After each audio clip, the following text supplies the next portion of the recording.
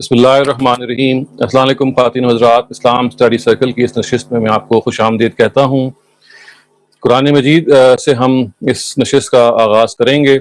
میں آپ کے سامنے اسکرین شیئر کر رہا ہوں اور آپ یہ دیکھیں گے کہ آج ہم قرآن مجید کے جس مقام کو اسٹڈی کرنے جا رہے ہیں یہ ایک اس لحاظ سے بڑا مفید اور اہم مقام ہے کہ جس میں آپ یوں سمجھیے کہ قرآن مجید ہمیں یہ سمجھا رہا ہے اور یہ بتا رہا ہے کہ جو روز قیامت ہے یا جو آخرت کا دن ہے اس کے بارے میں کوئی آپ کو خارجی پروف کی ضرورت نہیں ہے۔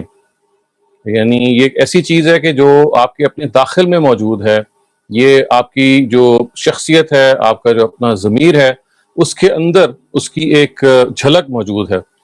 تو آئیے ہم پہلے قرآن مجید کی آیات کو پڑھ لیتے ہیں اور ان کا ترجمہ بھی سن لیتے ہیں کہ لا اقسم بیوم القیامہ ولا اقسم بالنفس اللوامہ ایحسب الانسان ان لن نجمع عظاما بلا قادرین علی ان نسوی بنانا بل یرید الانسان لیفجر امامہ یسأل ایان یوم القیامہ فإذا برق البصر وخسف القمر وجمع الشمس والقمر يقول الإنسان يومئذ أين المفر كلا لا وزر إلى ربك يومئذ المستقر ينبأ الإنسان يومئذ بما قدم وأخر بل الإنسان على نفسه بصيرة ولو ألقى معاذيرا۔ اس کا ترجمہ یہ ہے کہ یہ قیامت کو جھٹلاتے ہیں۔ ظاہر ہے یہ اس وجہ سے ترجمہ کیا گیا کہ دیکھیے نا، آغاز ہو رہا ہے لا سے۔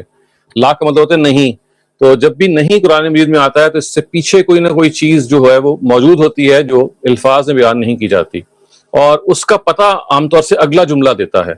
اگلے جملے میں دیکھیے قیامت کا ذکر آیا ہے، تو اس وجہ سے جو نفی ہے وہ ایسے ہی ہے کہ جیسے آپ اگلے جملے میں جو کچھ موجود ہو اس کی نفی کر رہے ہوں۔ تو یہ قیامت کو چونکہ وہ نہیں مانتے تھے تو یہی وہ چیز ہے جو پہلے آپ کہہ سکتے ہیں کہ جملوں میں بیان نہیں ہوئی لیکن وہ موجود ہے۔ اسی کو ہم عربی زبان میں حذف کہتے ہیں کہ جو چیز سپریسڈ ہوتی ہے لیکن انڈرسٹوڈ ہوتی ہے۔ تو یہ قیامت کو جھٹلاتے ہیں، نہیں میں قیامت کے دن کو گواہی میں پیش کرتا ہوں، اور نہیں میں تمہارے اندر ملامت کرنے والے نفس کو گواہی میں پیش کرتا ہوں۔ کیا انسان یہ سمجھتا ہے کہ ہم اس کی ہڈیوں کو جمع نہ کر سکیں گے؟ کیوں نہیں، ہم تو اس کی پور درست کر سکتے ہیں۔ پور کا مطلب یہ جو آپ کی فنگر جو ہے، جو آپ کی جو انگلیاں ہیں، اس کے اندر آپ دیکھیں یہ سیکشنز بنے ہوئے ہیں 3 ہر انگلی کے اندر، تو یہ ہر سیکشن کو پور کہتے ہیں۔ اس کی پور کو ہم درست کر سکتے ہیں؟ نہیں، یہ بات نہیں، بلکہ حق یہ ہے کہ انسان اپنے ضمیر کے روبرو شرارت کرنا چاہتا ہے۔ پوچھتا ہے قیامت کب آئے گی؟ پھر جب دیدے پتھرائیں گے اور چاند گہنائے گا اور سورج اور چاند دونوں اکٹھے کر دیے جائیں گے تو یہی انسان اس دن کہے گا اب کہاں بھاگ کر جاؤں، ہرگز نہیں، اب کہیں پناہ نہیں۔ اس دن تیرے رب ہی کے سامنے جا ٹھہرنا ہوگا۔ اس دن انسان کو بتایا جائے گا کہ اس نے آگے کیا بھیجا اور کیا پیچھے چھوڑا ہے، بلکہ حق یہ ہے کہ انسان خود اپنے اوپر گواہ ہے، اگرچہ وہ اپنے لیے کتنے ہی بہانے بنائے۔ تو خواتین حضرات، آپ یہ دیکھ رہے ہیں کہ قرآن مجید یہ کہتا ہے کہ سب سے بڑی جو قیامت کی نشانی ہے وہ یعنی قیامت کی گواہی، وہ قیامت خود ہے۔ چنانچہ آپ دیکھیے قیامت کو ہی قیامت کی گواہی کے طور پہ پیش کیا گیا، اور یہ کہا گیا کہ لا اقسم بیوم القیامہ، یعنی میں اللہ تعالیٰ کہتے ہیں کہ میں اس قیامت ہی، یعنی اتنی obvious چیز ہے کہ میں اس قیامت ہی کو قیامت کی دلیل کے طور پہ پیش کر رہا ہوں۔ اور پھر کہا گیا کہ اگر ذرا آپ کو اس میں بھی کوئی تامل ہے تو اپنی ضمیر کو دیکھیے، آپ کی جو کانشنس ہے، نفس ملامت گر کہا گیا، لا اقسم بیوم القیامہ ولا اقسم بالنفس اللوامہ۔ لوامہ یہ اردو زبان میں جو ہم ملامت کو کہتے ہیں، یہ اسی سے نکلا ہے کہ جو آپ کو ریبیوک کرتا ہے۔ وہ نفس جب آپ کوئی غلط کام کرتے ہیں تو آپ کے اندر ایک ہلچل مچا دیتا ہے، آپ کا جو کانشنس ہے وہ آپ کو یہ کہتا ہے کہ آپ نے غلط کام کیا ہے۔ تو اللہ تعالیٰ یہ کہہ رہے ہیں، اور یہ آپ قرآن میں جگہ جگہ یہ دیکھیں گے کہ قرآن مجید میں پہلے قیامت کے بارے میں دلائل دیے جاتے ہیں، اس کو ثابت کیا جاتا ہے ایسے ہی کہ جیسے وہ ایک obvious ریالٹی ہے، اور اس کے فوراً بعد ایسا لگتا ہے کہ جیسے قیامت آ گئی ہے اور پھر قیامت کی ڈسکرپشن شروع ہو جاتی ہے۔ تو آپ قرآن مجید میں یہ پیٹرن جگہ جگہ دیکھیں گے کہ پہلے قرآن مجید کے حق میں دلیل لائی جاتی ہے، اور اس کے فوراً بعد وہ ایسے سمجھا جاتا ہے کہ وہ دلیل اتنی قاطع ہے، وہ دلیل اتنی انڈسپیوٹیبل ہے، اتنی ڈیسائسو ہے کہ ایز اف اٹ کی ناٹ بی ڈینائڈ، اور روز قیامت جیسے کہ ایسے ہی ہے کہ آیا ہی چاہتا ہے بلکہ آ گیا ہے۔ تو اکثر آپ دیکھیں گے کہ قرآن مجید میں جو پیٹرن فالو کیا جاتا ہے کہ وہ ثبوت قیامت کا ہوتا ہے، اور پھر قیامت کے آمد کے جو واقعات ہیں کہ وہ کیسے رونما ہوگی، اور جب رونما ہو جائے گی تو کیا ہوگا، وہ شروع ہو جاتا ہے. یہ آپ ہر جگہ پہ دیکھیں گے، اور یہاں پہ بھی آپ دیکھیے کہ شروع میں بتایا گیا ہے کہ قیامت کی جو سب سے بڑی دلیل ہے وہ قیامت خود ہے اور آپ کا ضمیر ہے.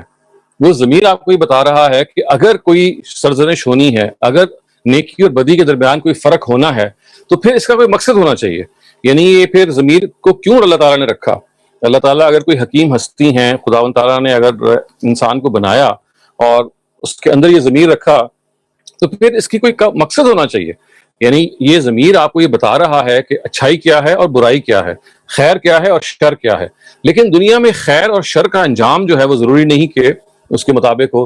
اکثر اوقات خیر کا انجام برا ہوتا ہے، شر کا انجام اچھا ہوتا ہے، بلکہ زیادہ تر اوقات ایسا ہی ہوتا ہے.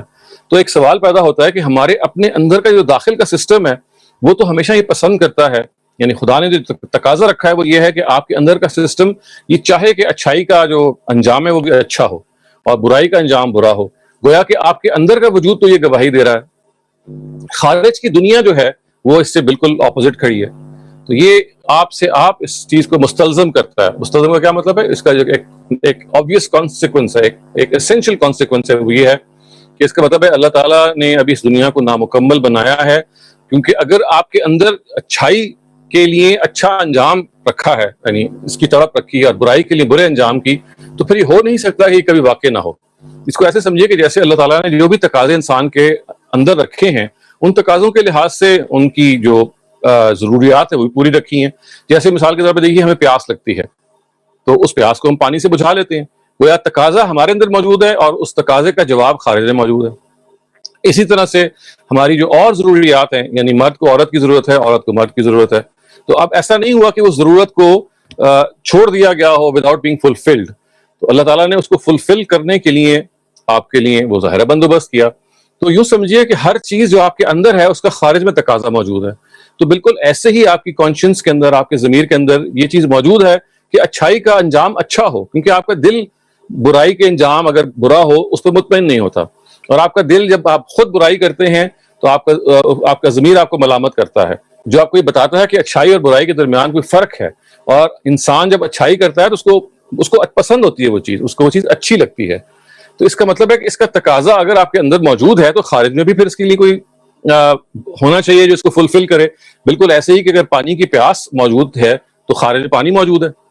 اگر اچھائی کے بارے میں یہ آپ کا ضمیر کا ورڈکٹ یہ ہے کہ اس کا انجام اچھا ہونا چاہیے لیکن فی الحال نہیں ہو رہا، تو اس کا مطلب یہ ہے کہ اللہ تعالیٰ نے وہ ایک نہ ایک دن رکھا ہوا ہے کہ جہاں پہ جیسے ہر پیاسے کو پانی ملے گا، بالکل ایسے ہی ہر شخص کو اس کے کیے کا ٹھیک بدلہ ملے گا. اگر اس نے برائی کی ہے تو اس کے ساتھ برا انجام ہوگا، اگر اس نے اچھائی کی ہے تو اس کا انجام اچھا ہوگا. تو اس کو ہم کہتے ہیں ضمیر کی گواہی. یعنی سورہ قیامہ کے اندر جو گواہی موجود ہے، دیکھیں نا، ہم قیامت کو ثابت کرنے کے لیے یا ثبوت قیامت کے لیے بہت سارے دلائل ہیں جو اللہ تعالیٰ دیتے ہیں. وہ تاریخ سے بھی دیتے ہیں، وہ انفس و آفاق سے بھی دیتے ہیں، وہ جو اللہ تعالیٰ نے دنیا میں چھوٹی چھوٹی قیامتیں برپا کی رسولوں کے زمانے میں وہ اس سے بھی دیتے ہیں. اسی طرح سے انسان کی فطرت سے بھی وہ دیتے ہیں کہ ہم اپنی فطرت میں کبھی بھی نہیں چاہیں گے کہ ہمارے ساتھ برائی ہو، ہم ہمیشہ ہی چاہتے ہیں کہ ہمارے ساتھ اچھائی ہو، جس کا مطلب یہ ہے کہ ہم برائی اور اچھائی کے درمیان ایک فرق رکھتے ہیں. اور یہی گواہی آپ کو اپنی ضمیر سے بھی ملتی ہے. تو اس طرح سے آپ یہ جان لیں کہ اللہ تعالیٰ نے ثبوت قیامت کے لیے، قیامت کو پروف کرنے کے لیے، قیامت کے پروف کے طور پہ یہ مختلف ایجنٹس رکھے ہوئے ہیں، یہ مختلف دلائل رکھے ہوئے ہیں. اور ان کا مقصد یہ ہے کہ ہم ان سے اپنے آپ کو ہر وقت باخبر رکھیں. کیونکہ دیکھیے خواتین حضرات، جو چیز ہم جس سے بھول جاتے ہیں، جو ہماری نگاہوں سے اوجھل ہو جاتی ہے، وہ یہی تو ہے کہ ہم نے ایک دن خدا کے آگے اکاؤنٹیبل ٹھہرنا ہے. There is going to be a day of accountability one day. اور اس اکاؤنٹیبلٹی کے دن میں خواتین حضرات یہ ہوتا ہے کہ we tend to forget that. یعنی روزانہ ہم جو بھی دنیا میں کام کر رہے ہوتے ہیں، we have to make decisions almost every minute maybe or even every instant کہ کیا کرنا ہے. صحیح بات یعنی آپ کے سامنے ہمیشہ آپ کو دو راستے نظر آتے ہیں. اچھا مجھے سچ بولنا ہے اس معاملے میں، اچھا مجھے جھوٹ بولنا ہے، اچھا مجھے عدل سے کام لینا ہے، اچھا مجھے فلاں کی سائڈ لینی ہے، اگر مجھے فلاں کا دفاع کرنا ہے اگر وہ مظلوم ہے. تو آپ ہر وقت کسی نہ کسی سچویشن سے گزر رہے ہوتے ہیں کہ جہاں پہ آپ کو کوئی نہ کوئی صحیح یا غلط فیصلہ کرنے کے بارے میں آپ دو رائے پہ کھڑے ہوتے ہیں. تو یہ وہ چیز ہے خواتین حضرات جس کے بارے میں خداوند تعالیٰ یہ چاہتے ہیں کہ وہ جو ایک دن ایک بڑی اکاؤنٹیبلٹی ہماری ہونی ہے، we must not lose sight of that, or we tend to lose sight of that every day. لیکن these are the things which keep on reminding us, and one of the biggest reminders is our conscience. تو یہ human conscience کو کوئی چھوٹی چیز نہ سمجھیے، اس کو کوئی معمولی چیز نہ سمجھیے. یہ آپ کو یاد دہانی کراتا ہے اس بڑے ڈے آف ججمنٹ کی کہ جو ایک دن ہونا ہے، کیونکہ آپ کا دل اس کی گواہی دیتا ہے کہ عدل کا جو معاملہ ہے وہ دنیا میں ہونا چاہیے، اور چونکہ فی الحال نہیں ہو رہا لہٰذا خداوند تعالیٰ نے اس کو مؤخر کیا ہوا ہے. یہی وہ نتیجہ ہے جو ہر فہیم انسان نکال سکتا ہے. کیوں؟ اس لیے کہ وہ یہ دیکھتا ہے کہ اللہ تعالیٰ نے جس چیز کا بھی تقاضا انسان کے اندر رکھا ہے اس کا جواب خارج میں موجود ہے نا. تو اس کا مطلب یہ ہے کہ اگر خیر و شر کے بارے میں تقاضا آپ کے اندر ہی رکھا ہے کہ خیر اور شر کا انجام الگ الگ ہونا چاہیے، اور خیر ایک اچھی چیز ہے اور شر ایک بری چیز ہے، تو خارج میں بھی اس کو ویسے ہی ہونا چاہیے. لیکن فی الحال دنیا میں ایسا ہوتا نظر نہیں آ رہا، جس کا obvious مطلب پھر یہی ہے کہ اگر پیاسے کے لیے پانی موجود ہے، خاتون کے لیے مرد موجود ہے، مرد کے لیے خاتون موجود ہے، اور وہ تقاضے آپ کے اندر موجود ہیں جن کا جواب خارج میں ہے، تو یہ بھی اس کا مطلب ہے کہ خارج میں ایک نہ ایک دن واقعہ ہونا ہے کہ جو آپ کے اپنے ضمیر کے نتیجے میں اس کی گواہی کے طور پہ پیش آئے گا. قرآن مجید کا یہ ایک ایسا مضمون ہے خواتین و حضرات کہ جس کو آپ یہ کہہ سکتے ہیں کہ اصل موضوع قرآن کا آخرت ہے. اصل موضوع قرآن کا جو روز قیامت کے بعد جو زندگی شروع ہو رہی ہے وہ ہے. دنیا کی زندگی کے بارے میں یہ ذہن میں رکھیے گا، اللہ تعالیٰ نے ایک انسان کو ایک بہت بڑی چیز سے نوازا جو عقل کہلاتی ہے، جو انٹلیکٹ کہلاتا ہے. خدا تعالیٰ یہ کہتے ہیں کہ دنیا میں آپ کو بہت سارے معاملات سر انجام دینے کے لیے عقل اور فطرت اور خیر و شر کا جو شعور ہے وہ دیا گیا ہے، اور اس کے لحاظ سے آپ دنیا کے بہت سارے معاملات کو سر انجام دے سکتے ہیں. لیکن ایک دنیا جو اس کے بعد آنی ہے، جس کو ہم سب نے فیس کرنا ہے، that we at times we just lose sight of, اس کو ہر وقت اپنے ہر فیصلے میں ہمیں فوقیت دینی ہے، اپنے سامنے رکھنا ہے، کیونکہ اس کی بنیاد پہ جو کیا ہوا فیصلہ ہے وہ اصل فیصلہ ہوگا، وہ دیر پا فیصلہ ہوگا، and it will be decisive either way. تو اس وجہ سے قرآن مجید نے آخرت کو جگہ جگہ موضوع بنایا، اس کے لیے مختلف دلائل پیش کیے. اور یہ ذہن میں رکھیے گا کہ قرآن مجید کے جو اولین مخاطب ہیں وہ مشرکین عرب ہیں جب وہ نبی صلی اللہ علیہ وسلم مکے میں تھے، اور وہ قیامت کے بارے میں اسی طرح کے اشتباہ کا شکار تھے. ان کا یہ خیال تھا اول تو وہ ہوگی نہیں، اس کو وہ ایک کہتے تھے کہ ذالک رجع بعید، یعنی یہ تو بہت دور کی بات ہے اس طرح سے اللہ تعالیٰ کے سامنے اٹھنا. لیکن وہ ساتھ یہ بھی کہتے تھے کہ بالفرض اگر ہو بھی گئی تو ہمارے جو دیوی اور دیوتا ہیں ہمیں بچا لیں گے، اور اگر ہمیں دنیا میں ان کی وجہ سے اعلیٰ مقام حاصل ہے تو آخرت میں بھی ہو جائے گا. تو ان کو بار بار یہ بتایا گیا اور سمجھایا گیا کہ دیکھو اللہ تعالیٰ کا جو بے لاگ عدل ہے اس نے ایک دن رونما ہو کے رہنا ہے، اور اس کے بارے میں اپنے آپ کو آپ متنبہ رکھیں، اپنے آپ کو محتاط رکھیں.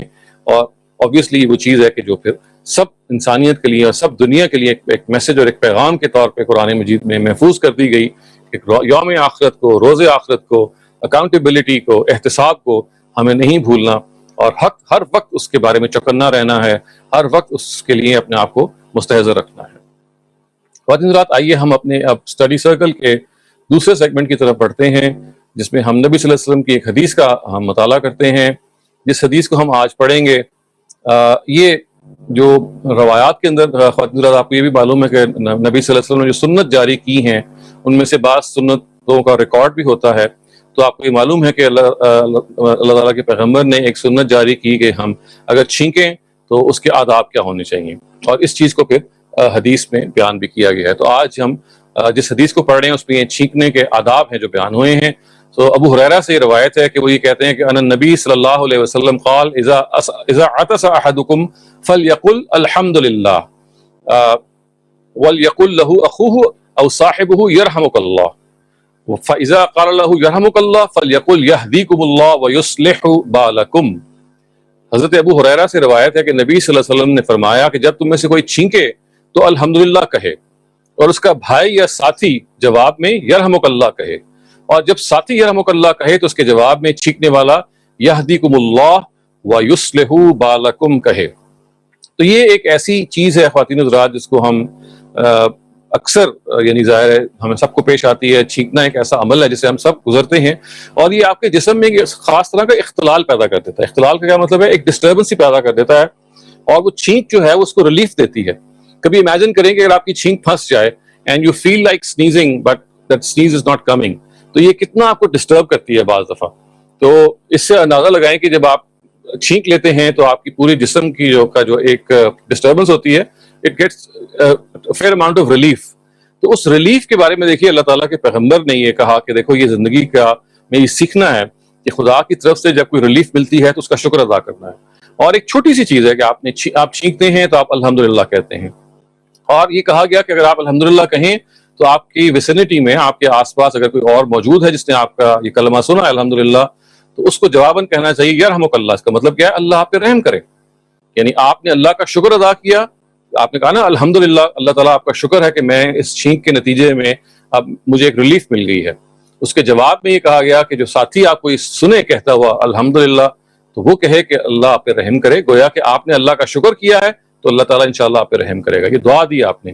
اور اس کے جواب میں جو سیکھنے والا ہے پھر وہ دعا کرتے ہوئے یہ کہتا ہے یہدیکم اللہ ویصلح بالکم, کہ اللہ تعالیٰ آپ کو بھی ہدایت دے اور آپ کے معاملات کو درست رکھے. تو آپ دیکھیے یہ کتنی خوبصورت سی ایک ہمیں دعا ہے, اور یہ ایک زندگی کا ایک بڑا معمولی سا ایک واقعہ ہے جو انسان کی زندگی میں اگر ہو دیکھا جائے ہے تو اپنی نوعیت میں معمولی, لیکن اس کے پیچھے ایک جہان موجود ہے کہ آپ نے اپنی زندگی میں اس چیز کو ایک اپنا شیوا بنا لیا کہ چھوٹی چھوٹی جو نعمتیں آپ کو حاصل ہوتی ہیں اس میں آپ کو خدا کا شکر ادا کرنا ہے. You have to pay gratitude to God.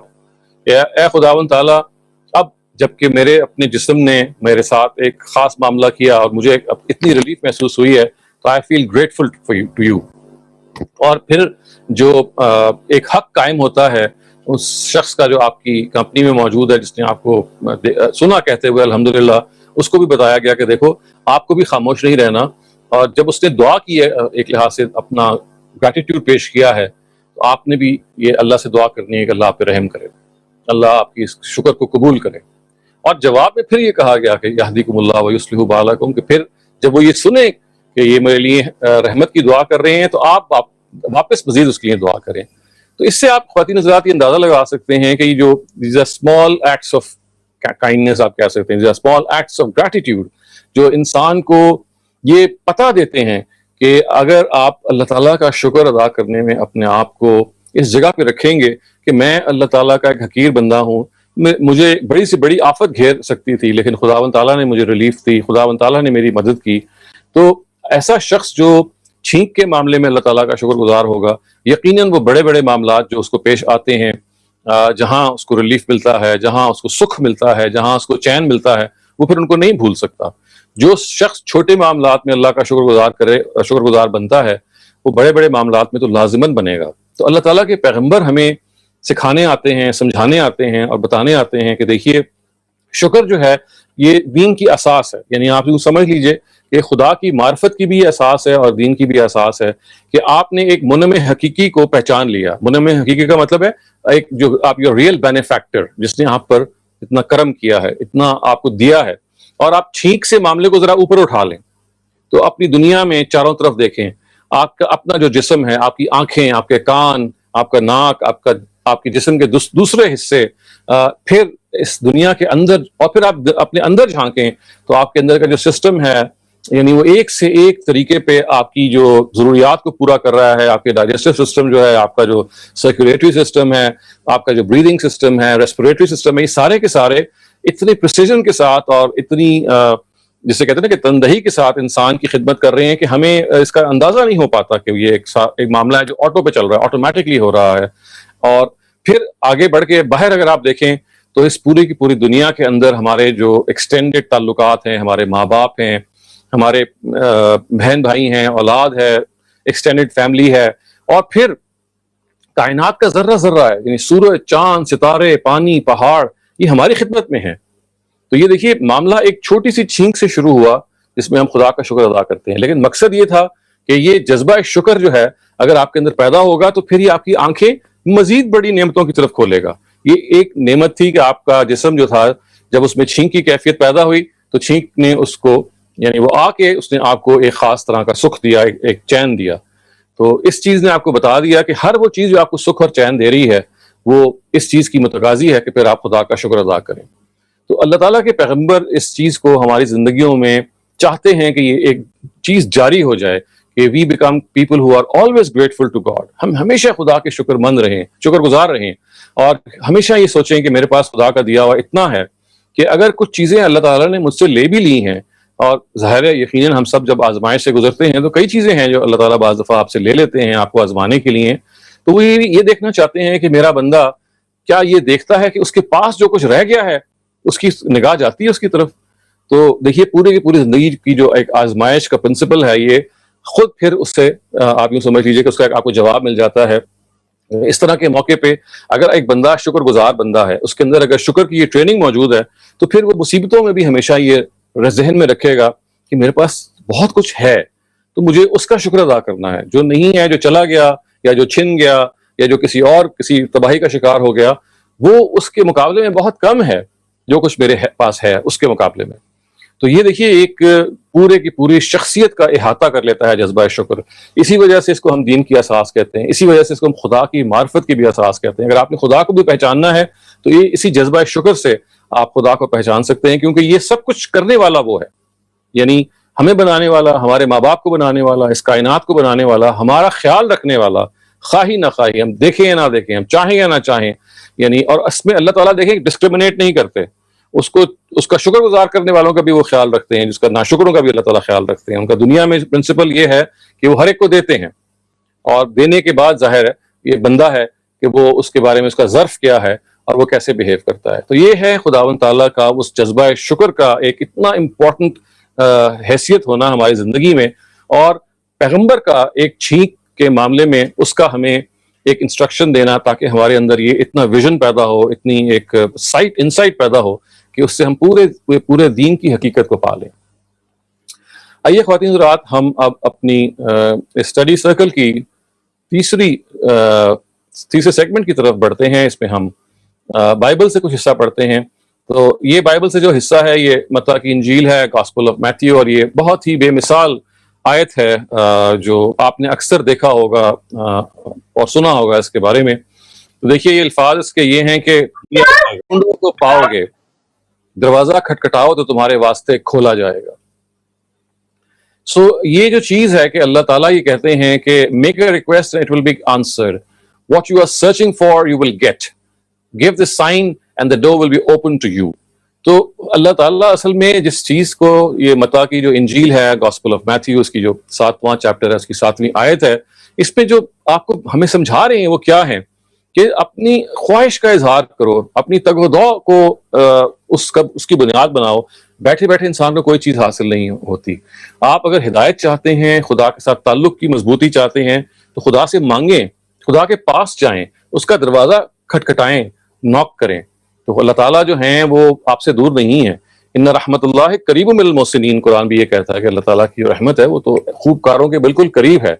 اور پھر قرآن مجید نے یہی بات کو اپنی جگہ پہ یہ فرمایا کہ والذین جاہدوا فینا لنہدینہم سبلنا، کہ جو لوگ میری طرف جد و جہد کرتے ہیں، مجھے پانے کی جد و جہد کرتے ہیں، میرے تک پہنچنے کی جد و جہد کرتے ہیں، لنہدینہم سبلنا، تو ہم ان کو پھر سیدھے اپنی طرف پہنچنے کے رستے کی ہدایت دیتے ہیں.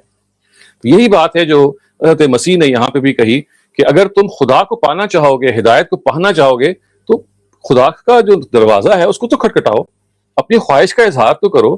اللہ تعالیٰ اس میں ایک بخیل نہیں ہے، وہ دینے کی جگہ پہ بیٹھے ہیں. آپ مانگنے والے تو بنیں، اور پھر اس کو آپ ایکسٹینڈ کریں کہ اپنی ضروریات کو، اپنی حاجات کو، اپنی جو مختلف قسم کے پرابلمز ہیں، مسائل ہیں، وہ خدا کے آگے بیان تو کیجئے. تو خدا اس کو سننے والے ہیں. خدا اس کے بارے میں obviously ضروری نہیں ہے کہ آپ کی ہر خواہش پوری ہو جائے، آپ کی ہر دعا پوری ہو جائے، لیکن وہ خدا کے یہاں پہنچنی ضرور ہے. اور بعض اوقات اگر خدا اس کو پورا نہیں کرتا تو اس کی وجہ یہ ہوتی ہے کہ اس کے پورا کرنے کے نتیجے میں وہ ہمارے لیے نقصان کا باعث بن سکتی ہے، لیکن ہم اس کو فورس ہی نہیں کر رہے ہوتے. We think that thing has, مطلب اگر وہ مل جائے ہمیں مل جانی چاہیے تھی، لیکن خدا اس کو بعض دفعہ روک دیتے ہیں. اور اس میں ان کی حکمت ہوتی ہے، اس میں ان کی کوئی نہ کوئی پیچھے ایک وزڈم ہوتا ہے. اور قرآن نے اس کو بیان کیا کہ آسان تکرہوا شیئا وہو خیر لکم وآسان تحبوا شیئا وہو شر لکم. آپ ایک چیز کو سے محبت کرتے ہیں، آپ چاہتے ہیں کہ وہ آپ کو مل جائے، لیکن وہو شر لکم، وہ آپ کے لیے بری ہوتی ہے، it is harmful for you. وآسان تکرہوا شیئا وہو خیر لکم، بعض دفعہ کوئی بری چیز آپ کو مل جاتی ہے اور آپ کو بہت ناپسند ہوتی ہے، حالانکہ الٹیمیٹلی اس میں کوئی خیر ہوتا ہے. تو یہ وہ فلسفہ ہے خواتین حضرات جس کو پھر اللہ تعالیٰ کے پیغمبر ہمارے لیے زندگی گزارنے کے لیے، میں اکثر اس کو ایسے ہی محسوس کرتا ہوں کہ اللہ تعالیٰ کی جو یہ باتیں ہیں، یہ زندگی میں ہمیں جو نیویگیشن چاہیے ہوتی ہے پرابلمز اور مسائل کے درمیان آگے بڑھنے کی، یہ بالکل ایک GPS کا کام دیتے ہیں. یہ آپ کو گائیڈ کرتے ہیں، آپ کے رویوں کو ٹیون کرتے ہیں، آپ کو بتاتے ہیں دیکھیے کہ جب مسئلے پیش آئیں تو آپ نے کرنا کیا ہے. تو یہ آپ کو یہ ایک امپٹس ہے، آپ کو ایک اسٹیمولیٹ کر رہے ہیں کہ آپ کچھ کرنا چاہ رہے ہیں. اپنے بل بوتے پہ سب کام نہیں ہو سکتے، آپ کو خدا پر بھروسہ کرنا ہے. You have to do your due, whatever you can do آپ وہ کیجئے، لیکن اس کے بعد آپ خدا کا دروازہ کھٹکھٹائیے، خدا سے مانگیے تو وہ آپ کو دیں گے. اور خاص طور سے ہدایت کے بارے میں تو اس قانون کو اللہ تعالیٰ نے قرآن مجید میں بیان بھی کر دیا ہے کہ دیکھیے اگر آپ اپنی اس ہدایت کی قدر کریں گے جو آپ کی فطرت میں موجود ہے، آپ کے اندر ہدایت کی جو طلب ہے وہ موجود ہے، اگر آپ اس کی قدر کریں گے تو اللہ تعالیٰ وہی کی ہدایت سے آپ کو اور زیادہ نوازیں گے. تو خدا کا دروازہ کھٹکھٹانا، لیکن اس سے پہلے اپنے حصے کا کام مکمل کرنا یہ بھی ضروری ہے. صرف دعا اگر آپ نے اپنے حصے کا کام نہیں کیا تو اللہ تعالیٰ کا یہ قانون نہیں ہے کہ وہ معجزہ کسی کو کر دیتا ہے اپنے اصول پہ بھی، لیکن یہ اس کا عام قاعدہ نہیں ہے. عام قاعدہ یہی ہے کہ آپ اپنے حصے کا کام کیجئے. آپ اپنے حصے کا کام کرنے کے بعد خدا سے استدعا کیجئے، خدا سے مدد مانگیے. تو خدا کہتے ہیں میں تو قریب ہوں آپ کے، میں تو اس کام کے لیے تیار بیٹھا ہوں. ہم تو مائل بکرم ہیں، کوئی سائل ہی نہیں، راہ دکھلائیں کسے راہ روئے منزل ہی نہیں. جو شاعر نے کہا ہے کہ اللہ تعالیٰ تو مائل بکرم ہے، کوئی مانگنے والا نہیں ہے. سو آپ مانگنے والے بنیے، ہم مانگنے والے بنے، اور ہم خدا سے مانگنے والے بنے، اور اس میں ہم فخر محسوس کریں کہ ہم خدا سے مانگ رہے ہیں. چھوٹی سی چھوٹی چیز بھی ہے، عائشہ نے جیسے کہا کہ جوتے کا تسمہ بھی اگر ہو تو وہ پیغمبر اللہ تعالیٰ سے اس کے بارے میں کہتے ہیں کہ استدعا کی جائے. تو آپ کو معمولی جو چیز ہے اس کو بھی اگر اس کا تقاضا ہو تو آپ خدا سے کیجئے. بڑی سے بڑی چیز ہے اس کا تقاضا آپ خدا سے کیجئے، کیونکہ مسبب الاسباب وہ ہے، یعنی اس نے وہ سبب کریٹ کرنے ہیں جس کے نتیجے میں اس چیز ہے یا تو ملنا ہے اور یا کسی وجہ سے نہیں ملنا. مل جائے تو خدا کا شکر ادا کیجئے، نہیں مل جائے تو اس میں بھی آپ خدا کا ہاتھ پہچانیے کہ خدا نے کوئی اسکیم ہے اور اس نے اگر آپ کی اس مراد کو پورا نہیں کیا تو he has some other plans for you. تو وہ بھی آپ کے لیے خیر ہے، یعنی نہ ملنا بھی خیر ہے اور ملنا بھی خیر ہے. یہی وہ زندگی ہے خواتین حضرات جس کو ہم کہتے ہیں کہ راضیۃ مرضیہ ہے، کہ جس میں آپ اللہ تعالیٰ کی جو رضا ہے، اللہ تعالیٰ کی جو مطابق زندگی گزارنا ہے، جسے ہم کہتے ہیں نا کہ راضی برضا ہو جانا، اللہ کی رضا کے مطابق زندگی گزارنا، یہ وہ چیز ہے. اس کا یہ مطلب نہیں ہوتا کہ آپ بس خدا کے بارے میں ریزائن کر کے بیٹھ جائیں، نہیں، اس کا مطلب یہ ہوتا ہے کہ اپنی بھرپور کوشش کریں اور اگر الٹ نتیجہ نکل آئے تو اس کو بھی اپنے حق میں سمجھیں. یہ ہے راضیۃ مرضیہ، یہ ہے رضا پہ راضی رہنا. تو یہ کوئی مجبوری نہیں ہے، یہ کوئی مجبوراً جیسے کہتے ہیں نا کہ اختیار کرنے والی چیز نہیں ہے، بلکہ یہ ہنسی خوشی اختیار کرنے کی چیز ہے کہ میرے رب نے اگر وہ چیز جو میں نے سوچی تھی اس طرح سے نہیں مجھے دی گئی یا مجھے نہیں ملی تو اس میں میرے حق لیے کوئی عظیم خیر ہے جو چھپا ہوا ہے، جو میرے لیے کوئی بہت بڑی اس میں کوئی بینیفٹ ہے which at the moment I might not be realizing. سو خواتین حضرات یہ آپ دیکھیے کہ اللہ تعالیٰ کے جو پیغمبر ہیں، اللہ تعالیٰ کی جو کتابیں ہیں، وہ کس طرح سے انسان کو یہ ان اپنے مسائل میں بنیادی رہنمائی دیتی ہیں. اور اگر یہ رہنمائی ہمارے سامنے نہ ہو تو ہمارے لیے جینا مشکل ہو جائے، اور اس رہنمائی کی موجودگی میں جینا آسان ہو جاتا ہے. آپ کو پتہ چل جاتا ہے کہ یہ ہے کیا معاملہ ہے، اس کے پیچھے سارے کی ساری اسکیم کیا ہے، اور اس گرینڈ اسکیم میں آپ کا مقام کیا ہے، اور اس مقام کے لحاظ سے آپ نے بیہیو کیسے کرنا ہے. خواتین رات ہم اب اپنے اس اسٹڈی سرکل کے آخری سیگمنٹ کی طرف بڑھ رہے ہیں، اور یہ سیگمنٹ اس سے پہلے کہ ہم سوالوں کا جواب کی طرف بڑھیں، اس سیگمنٹ میں ہم جس بات کو آج ڈسکس کریں گے یہ ایک انٹرسٹنگ سا ٹاپک ہے، اور وہ یہ ہے کہ از اسلام ڈیفینڈیبل ایٹ آل فرنٹس؟ کیا ہم اسلام کا دفاع ہر محاذ پہ کر سکتے ہیں؟ جب ہم یہ کہتے ہیں تو اس کا مطلب اصل میں کیا ہوتا ہے کہ اسلام کی جو اس وقت اسلامک تھاٹ ہے جیسے کہ وہ موجود ہے، کیا اس کا ہم دفاع کر سکتے ہیں؟ مطلب یہ کہ خود ہم انٹلیکچولی کنونس ہو سکتے ہیں کہ یہ ساری باتیں جو اسلام کے نام پہ دنیا میں لوگ کر رہے ہیں یا کی جا رہی ہیں وہ درست ہیں؟ میں آپ کو چند جو موٹی مثالیں ہیں، جیسے مثال کے طور پہ دیکھیے اس وقت سوسائڈ بامبنگز جو ہیں وہ اسلام کے نام پہ کی جاتی ہیں، لوگوں کو قتل اسلام کے نام پہ کیا جاتا ہے. اسی طریقے سے آپ کے اندر جو بہت سارے تجاوزات ہیں جو ہم کرتے ہیں، جو ایکسٹریمزم کے رویے اختیار کرتے ہیں، اس کی ہم مذہب سے دلیل لے کے آتے ہیں. یہی معاملہ اسلامی سزاؤں کے بارے میں بھی پیدا ہو جاتا ہے کہ ہم کیا چور کے ہاتھ کاٹنے سے لے کے اور ریپ کے وکٹمز کے بارے میں یہ کہنا کہ وہ 4 گواہ لے کے آئیں. یعنی آپ یوں سمجھ لیجیے کہ ایک مذہب کے اندر ایک بہت ہی سارے ایسے ڈائریکٹیوز ہیں. گلوبل جہاد کا جو کانسیپٹ ہے کہ آپ کو پورے دنیا کو زیر نگی لے کے آنا ہے، یہ کانسیپٹ ہے کہ جو نان مسلمز ہیں وہ آپ سے حقیر ہیں یا کمتر ہیں وغیرہ وغیرہ. تو جب ہم یہ کہتے ہیں کہ اسلام ڈیفینڈیبل ایٹ آل فرنٹس، اس کا اصل مطلب یہ ہوتا ہے دی interpretation of Islam that is prevailing generally in the world, can it be defended? I mean, can we be intellectually convinced about it, and can other people that we come across, can we actually convince them?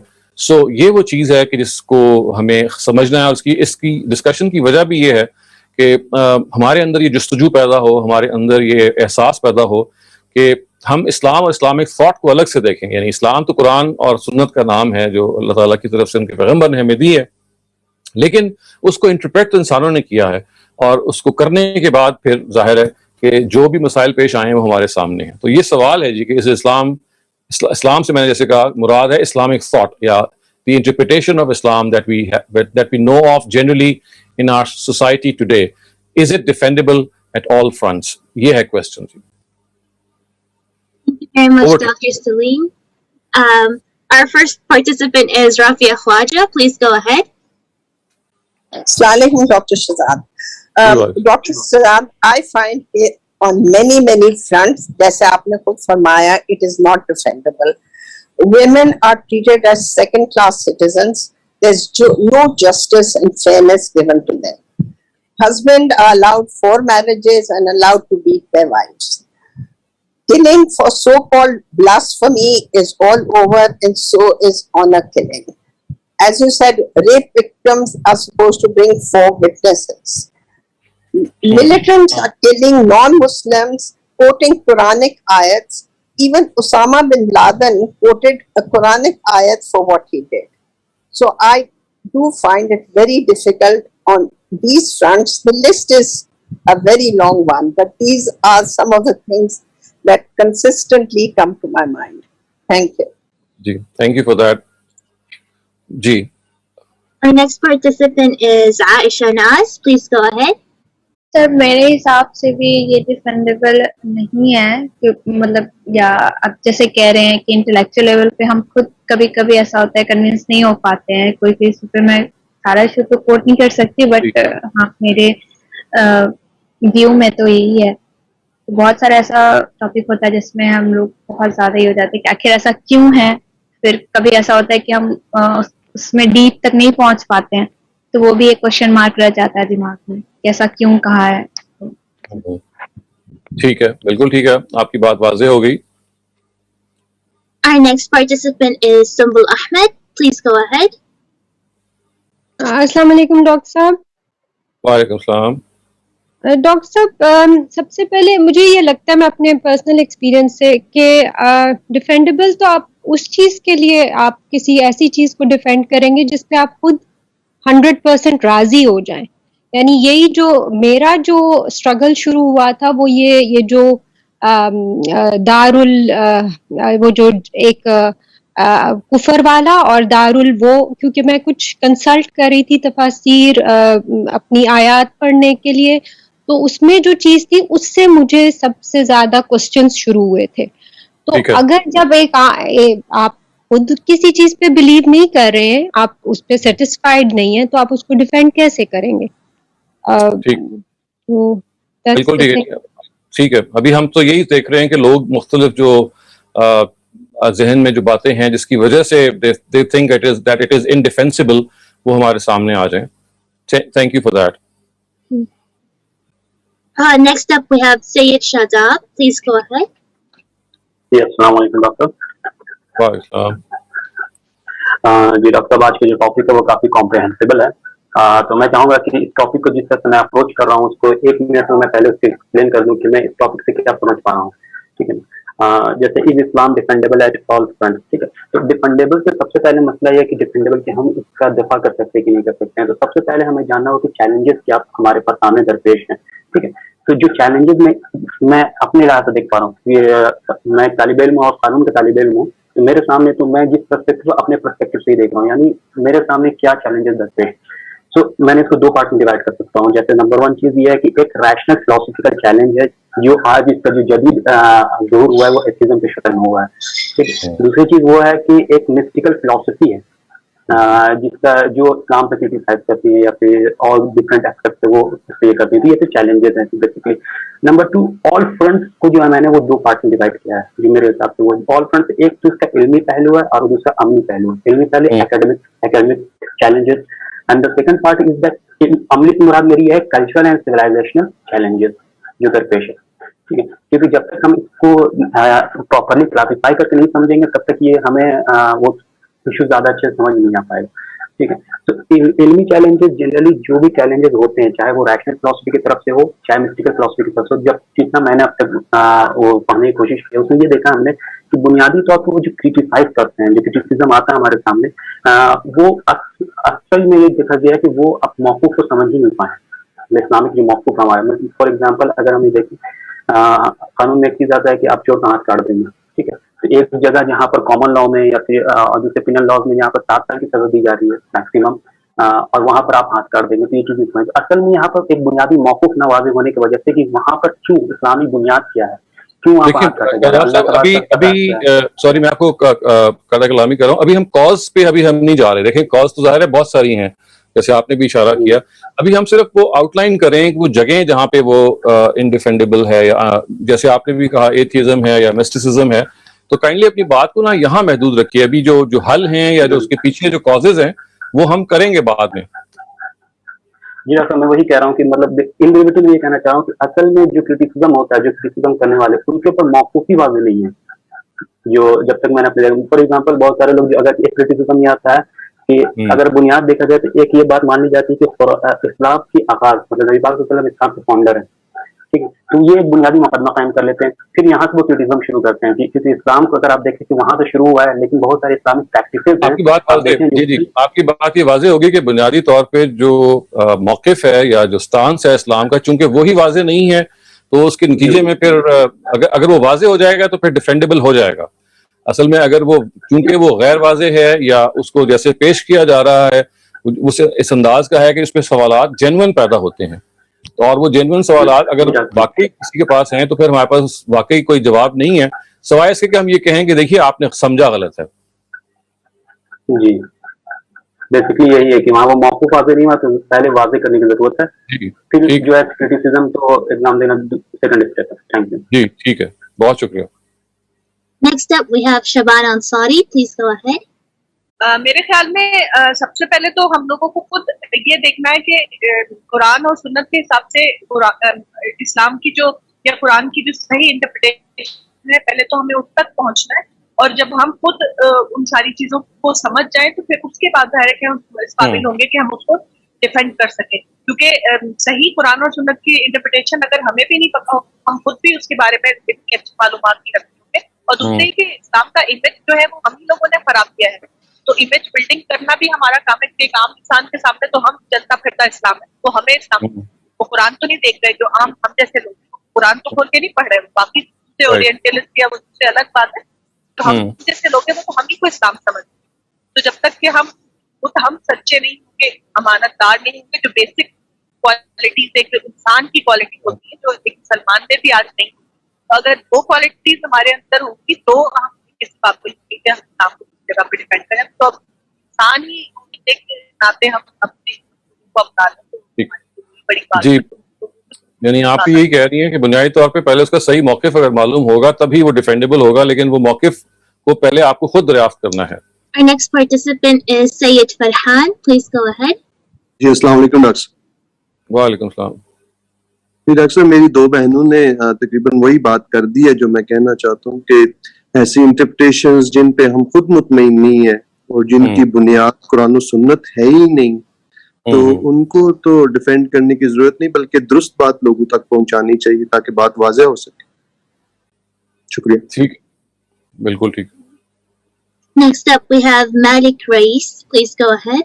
تو مجھے لگتا ہے کہ جو ہمارے روایتی جو مفکر ہے یا مفسر ہے جو ریلیجس تھاٹ جو ان نے دیا ہے تو اس حساب سے جو رائے پیش کرتے ہیں تو اس کو ڈیفینڈ کرنا کافی مشکل ہو جاتا ہے. جیسے ہم اگر اب ورلڈ وار فرسٹ کے بعد جو ہم دیکھتے ہیں کہ مسلمانوں میں جو رائے برپا کی گئی جو سوچ برپا کی گئی تو اس کے وجود اس کے برعکس جو بھی تحریک وجود میں آئی جیسے الشباب ہے یا بوکو حرام ہے, اسی طرح افغانستان میں ہے ہم دیکھ رہے ہیں. تو اس حساب سے ہم پھر ڈیفائن نہیں کر پاتے کہ اسلام کہنا کیا چاہتا ہے اور ہم کرنا کیا چاہتے ہیں اور ہم کیا کر رہے ہیں. لیکن اگر روایت سے ہٹ کے جو ہمارے علماء ہیں وہ رائے دیتے تو پھر ہم کہیں پہ آ جاتے ہیں کہ ہم اس چیز کو ڈیفینڈ کر پاتے ہیں. تو میرا یہ کہنے کا مطلب ہے. ٹھیک ہے, بالکل ٹھیک ہے, بہت بہت شکریہ. Armagan Mavia, please go ahead.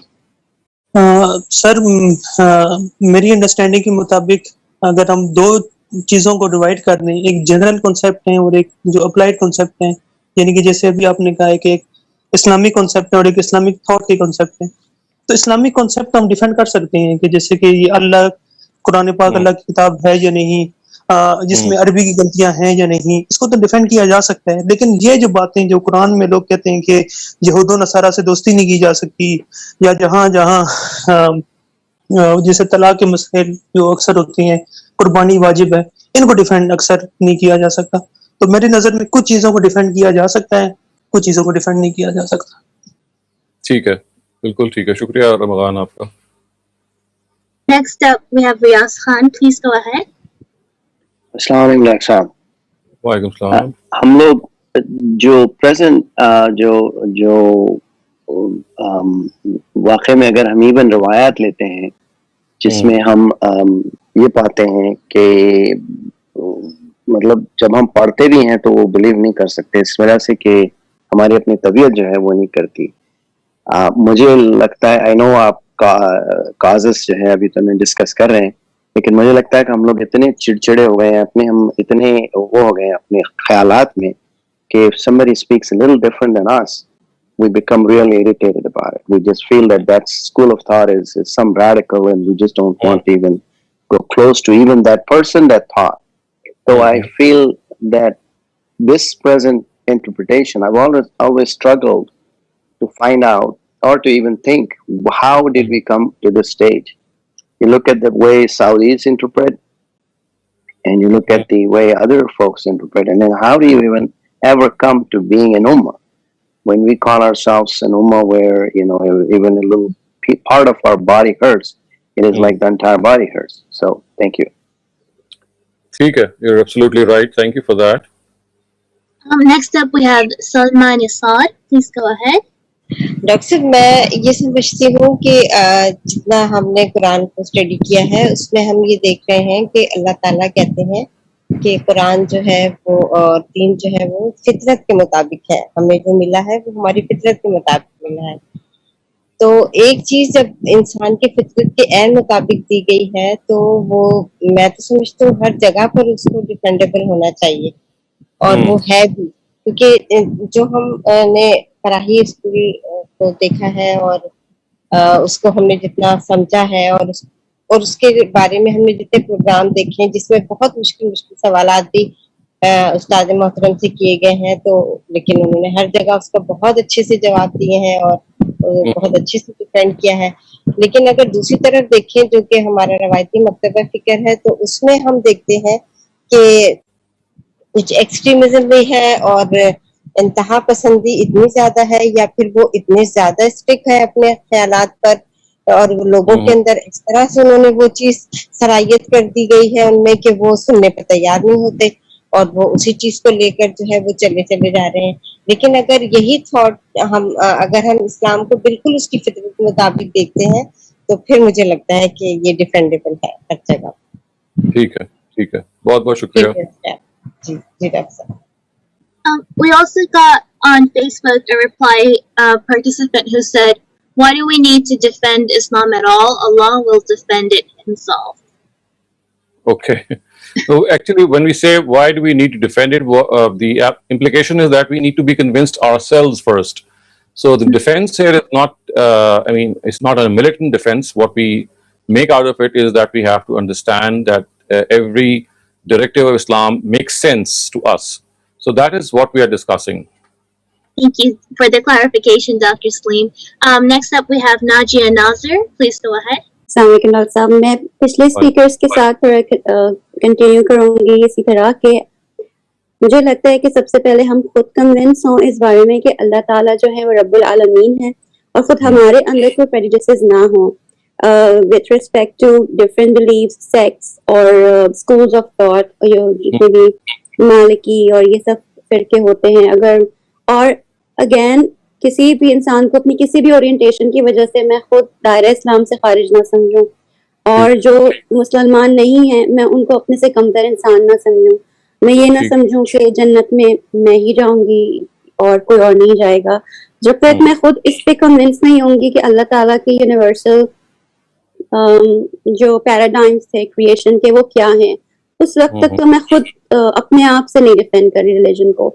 And the second thing that comes to my mind is if my behavior is prejudice free, if I don't have any bias towards any human being, any creation, مجھے نہیں لگتا کہ پھر مجھے شاید defend کرنے کی ضرورت بھی پڑے, because if I am using my faith to the benefit of everyone, then perhaps I will be, میں تو بہت دور ہوں, جیسے لوگ تو بہت دور ہیں ایک آئیڈیل سے. تو اگر ہم سب اس طرف چلے جائیں کہ ہمارا جو رویہ ہے, ہماری جو پرسنالٹیز ہیں, ہمارا جو تھاٹ پروسیس ہے, جس طرح ہم اپنے بچوں کو بڑا کر رہے ہیں, یا ہم جس طرح کی کانورزیشنز میں ہیں, اور اگر ہم ایک کانورزیشن میں کوئی اس طرح کی ڈس ریسپیکٹفل بات کرتا نظر آتا ہے, and we have courage to correct them, then I think کہ ہم قرآن بغیر اپولوجیٹک ہوئے ہم اپنے دین کو ڈیفینڈ کر رہے ہیں. And we are, it's so, I don't want to use the word soldier, ایک وار کا سے ایک بنتا ہے, but ہم ایک پازیٹیو ممبر ہیں اس آئیڈیالوجی کے. تو شاید ڈیفینڈ کرنے کی ضرورت نہ پڑے اگر ہم سب لوگ خود کنونس ہوں کہ میرا دین جو ہے وہ شیعہ سنی اینڈ اسماعیلی, اور شاید جو بھی کہہ رہا ہے کہ میں مسلمان ہوں, میں کوشچن نہیں کر سکتی اس کی انٹیگریٹی کو, بیکاز میں فیصلہ نہیں کر سکتی. I am not the omni present, I am not the omni. تو یہ مجھے میرا یہ آئیڈیا ہے کہ perhaps we don't need to defend the faith if we are living the faith ourselves. ٹھیک ہے, آپ نے جس مفہوم میں اس کو سمجھا ہے اس میں تو بالکل درست ہے. صحیح ہے کہ اگر we are able to tolerate other people اور اپنے آپ سے اپنے سے غرض رکھیں اور دوسرے کو کوشچن نہ کریں اور اس کا معاملہ خدا پہ چھوڑیں, یہاں تک تو ٹھیک ہے. لیکن اصل میں جب ہم یہ کہتے ہیں نا کہ اسلام از ڈیفینڈیبل, تو اس میں بہت ساری وہ چیزیں ہوتی ہیں کہ جس میں جو اسلامک تھاٹ کو, جیسے کہ میں نے بھی اگزامپل دی کہ سوسائڈ بامبنگز ہیں, یا ابھی بہت سارے اور پارٹیسپینٹس نے دی, جن کو مذہب کے نام پہ جسٹیفائی کیا جاتا ہے اور یہ کہا جاتا ہے کہ مذہب ہی کا حکم ہے. تو we are more talking about things that may be create a lot of disorder, but they are justified in the name of religion. تو اس بارے میں جی سوری, اس بارے میں میرا یہ خیال ہے کہ اگر میری اپنی ساؤنڈ نالج اچھی اور ان سب چیزوں کو اس سے پہلے کہ وہ کسی اور کو تکلیف دیتے, میرے اپنے دین کی یہ جسٹیفیکیشن سے پہلے مجھے خود تکلیف دے اور میں اس کو انویسٹیگیٹ کروں. میرا خیال ہے اسی وجہ سے ہم سب اس قسم کے گروپس کا حصہ ہیں کہ جو ایک لارجر نیریٹو ہے, we were the first people to be in conflict with that. This is why we wanted to know کہ کیسے جسٹیفائبل ہے, اور اگر اسامہ بن لادن نے یہ کیا ہے تو وہ کیسے کیا ہے, اور اگر عورتوں کے ساتھ یہ ہوتا آیا ہے تو کیوں ہوتا آیا ہے.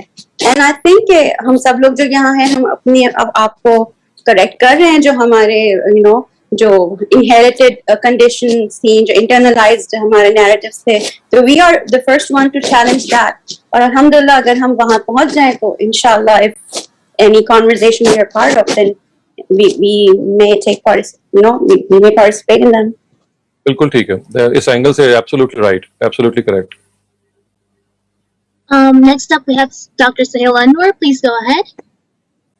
ڈاکٹر سلیم بہت بہت شکریہ, بہت اچھا آج کا آپ کا as usual very eliminating thoughts and topics. یہ کوشچن ہے آپ کا, یہ obviously کافی براڈ بیسڈ ہے, تو اگر سنگل ورڈ آنسر جو ہے اگر اس کا دیا جائے گا تو میرے اوپینین میں سنگل ورڈ آنسر ہے اس کا نو. You simply cannot defend Islam آج کی دنیا میں. As a matter of fact اگر میں اس کو تھوڑا سا ایکسپینڈ کروں اپنی تھاٹس کو, تو جتنے بھی ابراہمک مونوتھیسٹک ریلیجنز ہیں ان کو ڈیفینڈ کرنا ایک امپاسبلٹی ہے after 2000 years of their conception. 2000 سال بیچ میں گزر گئے ہیں, 1400 سال اسلام سے گزر گئے ہیں, اور ٹائم بہت آگے چلا گیا, چیزیں بہت چینج ہو گئی ہیں. تو to defend something that was actually conceived 2000 years ago or 1400 years ago is a very very difficult task. جو جیوز اور کرسچنز ہیں ان کا ٹاسک اور بھی ڈیفیکلٹ ہے. جیوز جو ہیں ان کی کتابوں میں یہ لکھا ہو کہ دنیا 6000 سال پہلے کریٹ ہوئی تھی, اب یہ بالکل بیونڈ فیکٹ یہ پروو ہو چکا کہ دنیا 4.6 بلین سال پہلے, تو وہ تو بیسک مسئلوں میں پھنسے ہیں. اور جو کرسچنز ہیں وہ ان کی کتابوں کا نہیں پتا کہ وہ کس نے لکھی تھی ساری بائبل، اور بائبل کے بعد ساری کتابیں کس نے، وہ اسی مسئلے میں پھنسے ہوئے ہیں کہ یہ لکھی کس نے تھی آج تک. تو ان کے پورے ایک اپولوجسٹ کی ایک فورس ہے، ان کی ایک پوری ایک آرمی اپولوجسٹ کی جو ڈیفینڈ کر رہی ہے جیوڈو کرسچینٹی کو. اس طرح ہم لوگوں کی بھی پوری ایک آرمی ہے اپولوجسٹ کی، جو ہم لوگ اسلام کو ڈیفینڈ کرتے رہتے ہیں، اسلام کے ڈکٹمز کو ڈیفینڈ کرتے رہتے ہیں. تو میرا اس میں نظریہ یہ ہے کہ ایک فلاسفر جو جارڈن پیٹرسن ہے، ہی از اے تھیسٹ، آئی ایم شیور آپ نے اس کو ضرور پڑھا ہوگا، اور اس کی مجھے اپروچ ڈیفینڈ کرنے کی ریلیجن کو ان جنرل، میں اسلام کی بات نہیں کر رہا، مونوتھیسٹک ریلیجن کو ڈیفینڈ کرنے کی بڑی اچھی مجھے اس کی اپروچ لگتی ہے. وہ اس بحث میں نہیں جاتا کہ کتابیں کس نے لکھی تھی اور کب لکھی تھی. وہ یہ کہتا ہے کہ religion has got a utility because it enforce the values of morality in the society. Whether you take it as the word of God, whether you take it as mythology or stories, these stories are in our collective consciousness کا لفظ استعمال کرتا جو Karl young جو ہے اس نے بھی استعمال کیا تھا. collective consciousness کا ہمارا حصہ بن چکی ہیں، میں بھی ہم اس کو فطرہ کہہ لیں جو بھی کہہ لیں، but they serve to our morality. اس بیسس پہ ہم اسلام کو بھی ڈیفینڈ کر سکتے ہیں، اس بیسس پہ ہم سارے حضرت ابراہیم کے مونوتھیسٹک ریلیجنز کو ڈیفینڈ کر سکتے ہیں. لیکن اگر ہم قرآن کی بات لیں تو فرائی اسکول آف تھاٹ، جیسے ناجیہ نے کہا کہ ہم میں سے بہت سارے لوگ پولرائز اسی لیے ہوئے فرائی اسکول آف تھاٹ کی طرف، کہ fry school of thought is trying to explain things. وہ جو ساری آرتھوڈاکس ہماری تھنکنگ تھی جو ہمیں ہمارے اوپر انفورس کی گئی تھی، انڈوکٹرینیشن جو ہوئی تھی، فرائی اسکول آف تھاٹ اس کو کلیریفائی کر رہا ہے، اس کو سفٹ کر رہا ہے، اس لیے ہم لوگ پولرائز ہوتے ہیں اس کی طرف. لیکن at the end of the day کچھ چیزیں ایسی ہوتی ہیں کہ آپ اس کو جتنا بھی سفٹ کر لیں یو جسٹ کی ناٹ ایکسپلین دیم. جیسے رفیہ خواجہ نے کہا قرآن میں عورت کو مارنے والی جو آیت ہے، اب آپ اس کو کہیں سے بھی دیکھ لیں. I've heard millions of Ghamidi sub-tubes and I've read all views on it. آپ اس کو کہیں سے بھی دیکھ لیں، you just cannot deny کہ اس میں اس کے اندر یہ چیز ہے جس کو ڈیفینڈ کرنا بہت مشکل ہے. تو یہ میری اس کے اوپر ویوز ہیں. Obviously it's a very broad topic. It just cannot be covered in so quickly. ٹھیک ہے، thank you for that. We also got another participant on Facebook who said that whether Islam is defendable or not, then that depends on which school of thought you're talking about. So if it's Rawaiti concept, then that's not defendable at all. But what Farahi school is explaining is quite defendable. Well, Ahmed, please go ahead. السلام علیکم doctor صاحب. میں ابھی سوچ رہی تھی کہ ڈیفینڈیبل میں زیادہ جو مجھے چیز سمجھ آئی جب آپ بچوں سے چیز ڈسکس کرتے ہیں تو بہت سی چیزیں جو پہلے میں اسکپ کرتی تھی، اب جب میں نے بیسکلی سمپل کوسچنز کے سمپل آنسرز مجھے صرف قرآن سے ہی ملے. یعنی مجھے جب یہ سمجھ آیا کہ ہاؤ ٹو اپروچ قرآن، کہ قرآن کس ایرا میں کس ٹائم کے لیے کیا بات کر رہا ہے، تو جو آنسرز مجھے آئے they were very short and they were simple. اور وہ یعنی مجھے اپنے بچوں کو بھی کنوے کرنے میں بہت آسانی ہوئی. ابھی بھی یعنی there are so many things جو میں ابھی ان سے گزری نہیں ہوں اور مجھے ابھی ان کے آنسرز چاہیے. لیکن جو بیسک چیزیں مجھے بہت بادر کر رہی تھیں وہ یہ ہوا کہ جب آپ صرف قرآن کو فوکس کرتے ہیں، اور میں کبھی بھی اپنے بچوں کے سامنے یہ نہیں کرتی کہ یہ فراہی تھاٹ ہے یا اس سے مجھے بات سمجھ آئی یا یہ اس سیکٹ کی بات ہے. یہ میں ہمیشہ یہ کہتی ہوں کہ آئی ہرڈ سم ون جنہوں نے مجھے یہ چیز سمجھائی. کیونکہ میں ابھی سے یعنی مجھے جو چیز سمجھ آئی ہے وہ یہ ہے کہ ہم اگر قرآن کو ایز قرآن لیں rather than from some approach, یعنی ہم اپنے بچوں میں یہ چیز ڈیولپ کریں کہ آپ کسی گروپ سے نہیں ہو، آپ قرآن سے وہ کر رہے ہو، تو آپ کو ہو سکتا ہے ان کی بات سمجھ آئے، ہو سکتا ہے آپ کو ان کی بات سے وہ بات سمجھ آئے. تو قرآن آپ کو بہت ایزیلی وہ بات سمجھا دیتا ہے ریگارڈلیس آف کہ یعنی ڈیفینیٹلی بہت سی چیزیں مجھے آپ لوگوں کے سیشن سے اور بہت سے اس سے پتہ چلی. تو یعنی مجھے لگتا ہے کہ جتنا آپ قرآن کو فوکس کریں گے، کیونکہ آپ لوگوں کا یہ ہے کہ قرآن کو فوکس کرو، تو آپ کا بھی. And then there is another scholar younger scholar from USA as well, Nouman Ali Khan, ان کا بھی مجھے یعنی جہاں پر وہ قرآن کو فوکس آپ کر رہے ہوتے ہو تو وہ آپ کو بہت سمپل آنسرز دیتا ہے اور ویلڈ ہوتے ہیں وہ. ٹھیک ہے، آپ کی بات سمجھ میں آ گئی، بہت شکریہ. تو میرا خیال ہے ہم Ji, we have one person left. Yes. Just one person left. Yeah, Muhammad Idris Loan, please go ahead. I guess they might There is not a be there. mic. Yeah. Okay. So actually, this the whole topic, as many of you have said, there are a number of things that can be said regarding Islam being defensible or defendable. لیکن دیکھیں ایک چیز جو ہے نا جس کو آپ یوں سمجھ لیجئے کہ مذہب کو کے نام پہ چسپاں ہمیں کرنی چاہیے اور مذہب کے حوالے سے سمجھنے کی کوشش کرنی چاہیے، وہ یہ ہے کہ بنیادی طور پہ مذہب جو ہے وہ آپ کے انٹلیکٹ کو مخاطب کرتا ہے، اور دوسری بات یہ کہ مذہب کا جو اصلی مسئلہ ہے وہ موت کے بعد شروع ہوتا ہے۔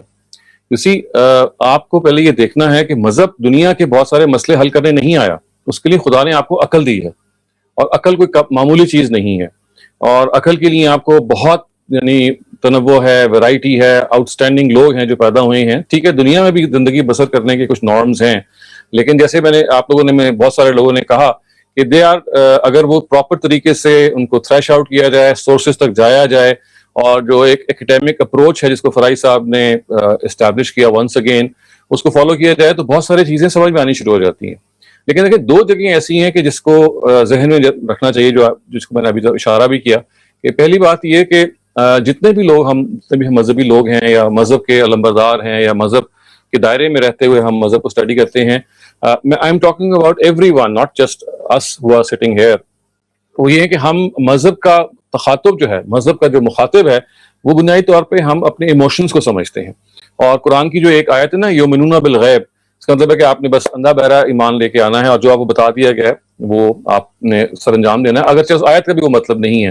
تو بیسکلی اس وقت جو مذہب کے حوالے سے جو سب سے امپورٹنٹ ایشو ہے وہ یہ ہے کہ مذہب کا عقل سے تعلق اور ناطہ کاٹ دیا گیا ہے، یا یوں سمجھ لیجئے کہ اس کے بارے میں یہ کہہ دیا گیا ہے کہ اس کا کوئی تعلق نہیں ہے، اور آپ کو اصل میں کچھ چیزیں ہیں جو ایکسیپٹ کرنی ہیں، اور ان ایکسیپٹ کرنے کے بعد you just have to follow them. اور دوسری چیز یہ کہ جو مذہب کی جو اصل کنٹریبیوشن ہے، جہاں پہ جیسے ابھی جارڈن پیٹرسن کی بات کی گئی، تو دیکھیے انہوں نے بھی جس چیز کو بیان کیا وہ یہ کہ دنیا میں مورالٹی کے سسٹم کو ترویج دینے کے لیے it's a very helpful thing. He doesn't realise کہ اصل میں وہ جو مورالٹی ہے وہ تو خیر چاہے مذہب سے لیں چاہے مذہب سے نہ بھی لیں، بہت ساری ایسے نارمز ہیں جو غیر مذہبی لوگ بھی بالکل ان کو بلیو کرتے ہیں، وہاں سے بھی آپ لے سکتے ہیں۔ مذہب کا جو اصل کنٹریبیوشن ہے وہ آخرت کے حوالے سے ہے۔ If there is a life after death, تو پھر اس کے کیا کرائٹیریا ہیں، اس کے کیا نارمز ہیں، اس میں ہمیں کس طرح سے اپنے آپ کو یہاں ٹھیک رکھنا ہے، اور اس کے لحاظ سے وہاں ہمیں اپنے آپ کو جو کچھ ہم نے یہاں کیا ہے اس کا نتیجہ نکلنا ہے۔ تو ان دو جگہوں کو اگر آپ اپنی جگہ پہ نہیں رکھیں گے تو انویریبلی یہ ہوگا کہ آپ مذہب کو عقل کی بجائے جذبات سے سمجھیں گے، اور مذہب کا جو اصل کنٹریبیوشن ہے وہ دنیا میں پیس یا دنیا کے اندر اخلاقیات یا دنیا کے اندر امن و امان پیدا کرنا یا دنیا کے اندر ایک گلوبل نیڈس کو پورا کرنا آپ سمجھ لیں گے، جو اس کا ایک بائی پروڈکٹ ہے، یعنی اس کا کوئی اصل مقصد نہیں ہے، وہ اچیو ہو جاتا ہے بہت ساری اور چیزوں سے۔ سو یہ ذہن میں رکھیے گا کہ جو اصل مسئلہ ہے مذہب کا وہ موت کے بعد شروع ہوتا ہے، وہ آپ کا اس کی جو ریلیونس ہے وہ ہمیشہ برقرار رہے گی۔ یعنی یہ سوال اصل میں یہاں سے بھی پوٹا ہوا ہے کہ کیا مذہب کی کوئی ریلیونس اب باقی رہ گئی ہے، بیکاز انٹلیکٹ یا مورالٹی نے اتنا کچھ ہے جو ہمیں بتا بھی دیا ہے، دے بھی دیا ہے، تو یس اس کی ہمیشہ سے ریلیونس رہی ہے اور رہے گی، کیونکہ it starts where our intellect ends, it starts when we die and we think that we are going to be resurrected. تو اگر آپ اس جگہ پہ رکھیں گے کہ بھئی there is this possibility of a person being raised up, and therefore the relevance of religion is always going to be that it's going to tell us how we are going to behave or how we are going to fare in the hereafter. تو وہ کبھی بھی ختم نہیں ہو سکتا، اور وہ بہرحال آپ کو اس چیز کے اندر یہ دیکھنا ہے کہ وہ ریلیونس کب تک اور کہاں تک ہے۔ ڈیفینس کا جہاں تک تعلق ہے، وہ obviously اگر آپ اس کا عقل سے ناطہ جوڑ دیں گے، اور عقل جب آپ استعمال کرتے ہیں تو عقل آپ کو بتاتی ہے کہ اصل چیز قرآن کا ٹیکسٹ ہے، اصل چیز جو ہے وہ قرآن مجید کا جو قالب ہے، کیونکہ اللہ تعالیٰ نے لینگویج کے ذریعے سے قرآن دیا ہے ہمیں، اور تو کوئی طریقہ اختیار نہیں کیا۔ تو جب خدا نے لینگویج کے وہیکل کو استعمال کیا ہے تو ہمیں سمجھنے کے لیے بھی قرآن کا جو لینگویج کا وہیکل ہے اسی کو استعمال کرنا ہے۔ تو وہ تو سارے مقدمات پریمیسز ہیں، یوں سمجھ لیجیے جو انٹلیکٹ نے ہمیں وہاں پہنچا دینا ہے، اور وہ ہم پہنچ بھی پائیں گے۔ جہاں غلط مس انٹرپریٹیشنز ہو رہی ہیں، یعنی غلط انٹرپریٹیشنز ہو رہی ہیں، جیسے بہت سارے آپ لوگوں نے مثال دی، ارتداد کی سزا ہے یا بلاسفیمی ہے وغیرہ وغیرہ، تو وہاں تو صرف اصل میں آپ نے انٹلیکٹ کو آواز دے کے اس چیز کو ریوزٹ کرتے چلے جانا ہے، کیونکہ انسان کا جو کام ہے وہ کبھی بھی تمام نہیں ہو سکتا، it has to have gaps, and people who are coming later than their predecessors, their successors, and they are going to keep on working upon these interpretations and building upon them. تو اگر وہ آپ اس چیز کو پلے باندھ لیں intellect کو دنیا سے ریلیٹ کر کے اور اس چیز کو ریلیٹ کر کے قرآن مجید کا جو اصل کنٹریبیوشن ہے وہ آخرت کے لحاظ سے ہے, تو آئی تھنک وہ جو ڈیفینس ہے وہ ہر لحاظ سے رہتی ہے. اور اس کے نتیجے میں آج بھی اس سوال کا جواب میں جب تلاش کرتا ہوں تو مجھے آسمانی کتاب ہی سے ملتا ہے کہ یہ جو میری زندگی ہے اس وقت یہ ایک عارضی زندگی ہے, اس کو ختم ہو جانا ہے.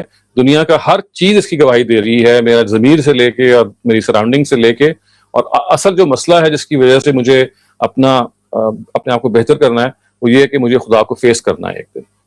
تو any way thank you very much, آپ سب لوگوں کی پارٹیسپیشن اس ڈسکشن کو بہت انرچ کیا اس نے. So now let us move on to the question answer session if there are questions. Rafia Khwaja, please go ahead. Dr. Shehzad, I was talking to some very close, dear Shia friends, and he was talking about muta, and he said to me, look, muta is totally jaiz according to our religious scholars. I was a little shocked, but I couldn't argue with them because it's impossible when somebody believes like that. I also understand that misyar is accepted in certain Sunni societies and practiced in these societies. What I would like you to tell me is, what does the Quran say about both these things?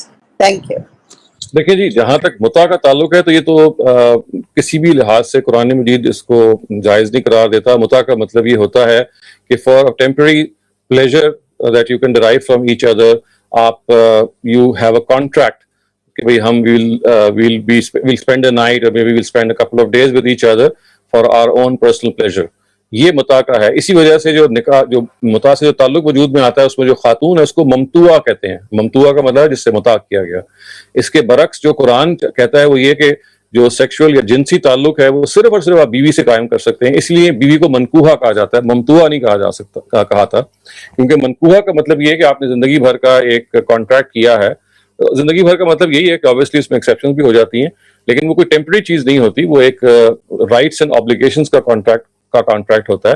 تو قرآن مجید میں تو متع کا کہیں تذکرہ ذرا سا بھی نہیں ہے, اور اس کو بعض لوگوں نے روایات سے جو کہ نکالا ہے, زیادہ تر ان روایات کا بھی وہ جو زیادہ تر وہ روایات ہیں کہ جو ایک اور ایکسپلینیشن رکھتی ہیں یا دے آر انفاؤنڈیڈ.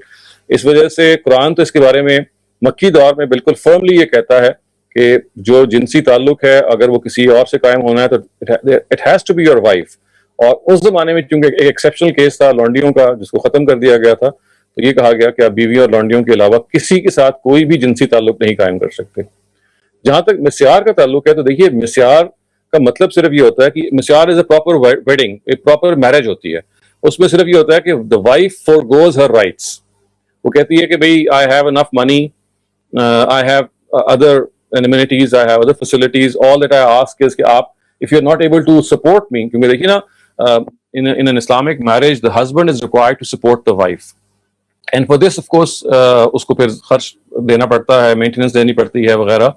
تو یہ ایک ایسا کیس ہوتا ہے کہ جس میں ایک خاتون جو ہے وہ for various reasons she could have passed her marriageable age, she could be very talented وغیرہ وغیرہ, اس کو کوئی میچ نہیں ملا, یا کوئی میچ اگر ملا ہے تو وہ he is not able to fully support her in a way that she would like, تو وہ اپنے رائٹ کو فوگو کر دیتی ہے. اور وہ کہتی ہے کہ جی جو سپورٹنگ رائٹس ہیں, یعنی جو فائنینشیل رائٹس ہیں ایک مرد کے اپنی بیوی پر کہ اس کو سپورٹ کرے, میں ان سے دستبردار ہوتی ہوں, میں ان کو فوگو کرتی ہوں, اور I'll support myself and I'll live wherever I want to live, but all that I like is that companionship اور جو شادی کا جو رشتہ ہے. تو اس وجہ سے مسیار اور شادی میں کوئی فرق نہیں ہے, وہ شادی ہی ہوتی ہے, وہ نکاح ہی ہوتا ہے. نکاح کے اندر فرق صرف یہ ہوتا ہے کہ آپ جو ہسبینڈ ہیں he has the financial rights, I mean he has a financial obligation کہ وہ اپنی بیوی کو لازماً سپورٹ کرے. مسیار میں صرف یہ فرق ہوتا ہے the wife voluntarily, کسی پریشر میں نہیں, رضا کرانہ طور پہ یہ کہتی ہے کہ آپ فائنینشلی مجھے سپورٹ نہ کریں, وہ میرے لیے, میرے پاس اپنا بہت کچھ ہے, all that I need is your companionship and to live with you et cetera. تو اس وجہ سے وہ ایک ایکسیپشنل میرج کی ایک قسم ہے. لیکن جیسے میں نے کہا متع ہے جو it is not marriage at all, it is it is a bond which is used for temporary sexual pleasure, and that Quran absolutely prohibits. So Dr. Shehzad, you're saying to me that misyar is allowed if the man has his first wife? لیکن first اور second کا تعلق ہے ہی نہیں اس سے. یہ تو regardless of first اور سیکنڈ وائف ہے. مسیار کا کانسیپٹ یہ ہے whoever the wife is going to be, whether she is going to be the first wife or the second wife, she says that I don't need your financial support, I can support myself. بس یہ بات, یعنی مسیار کا تعلق صرف financial obligation کو forgo کرنے سے ہے. چاہے وہ پہلی بیوی بن رہی ہے چاہے دوسری بیوی بن رہی ہے, وہ ریگارڈلیس ہے, وہ ایک الگ سوال ہے. مسیار سے سوال کا کوئی تعلق نہیں ہے. That's just a continuation of this. He also said that in the Shia nikah they can write right of divorce for the wife. The wife can write it down in the nikah.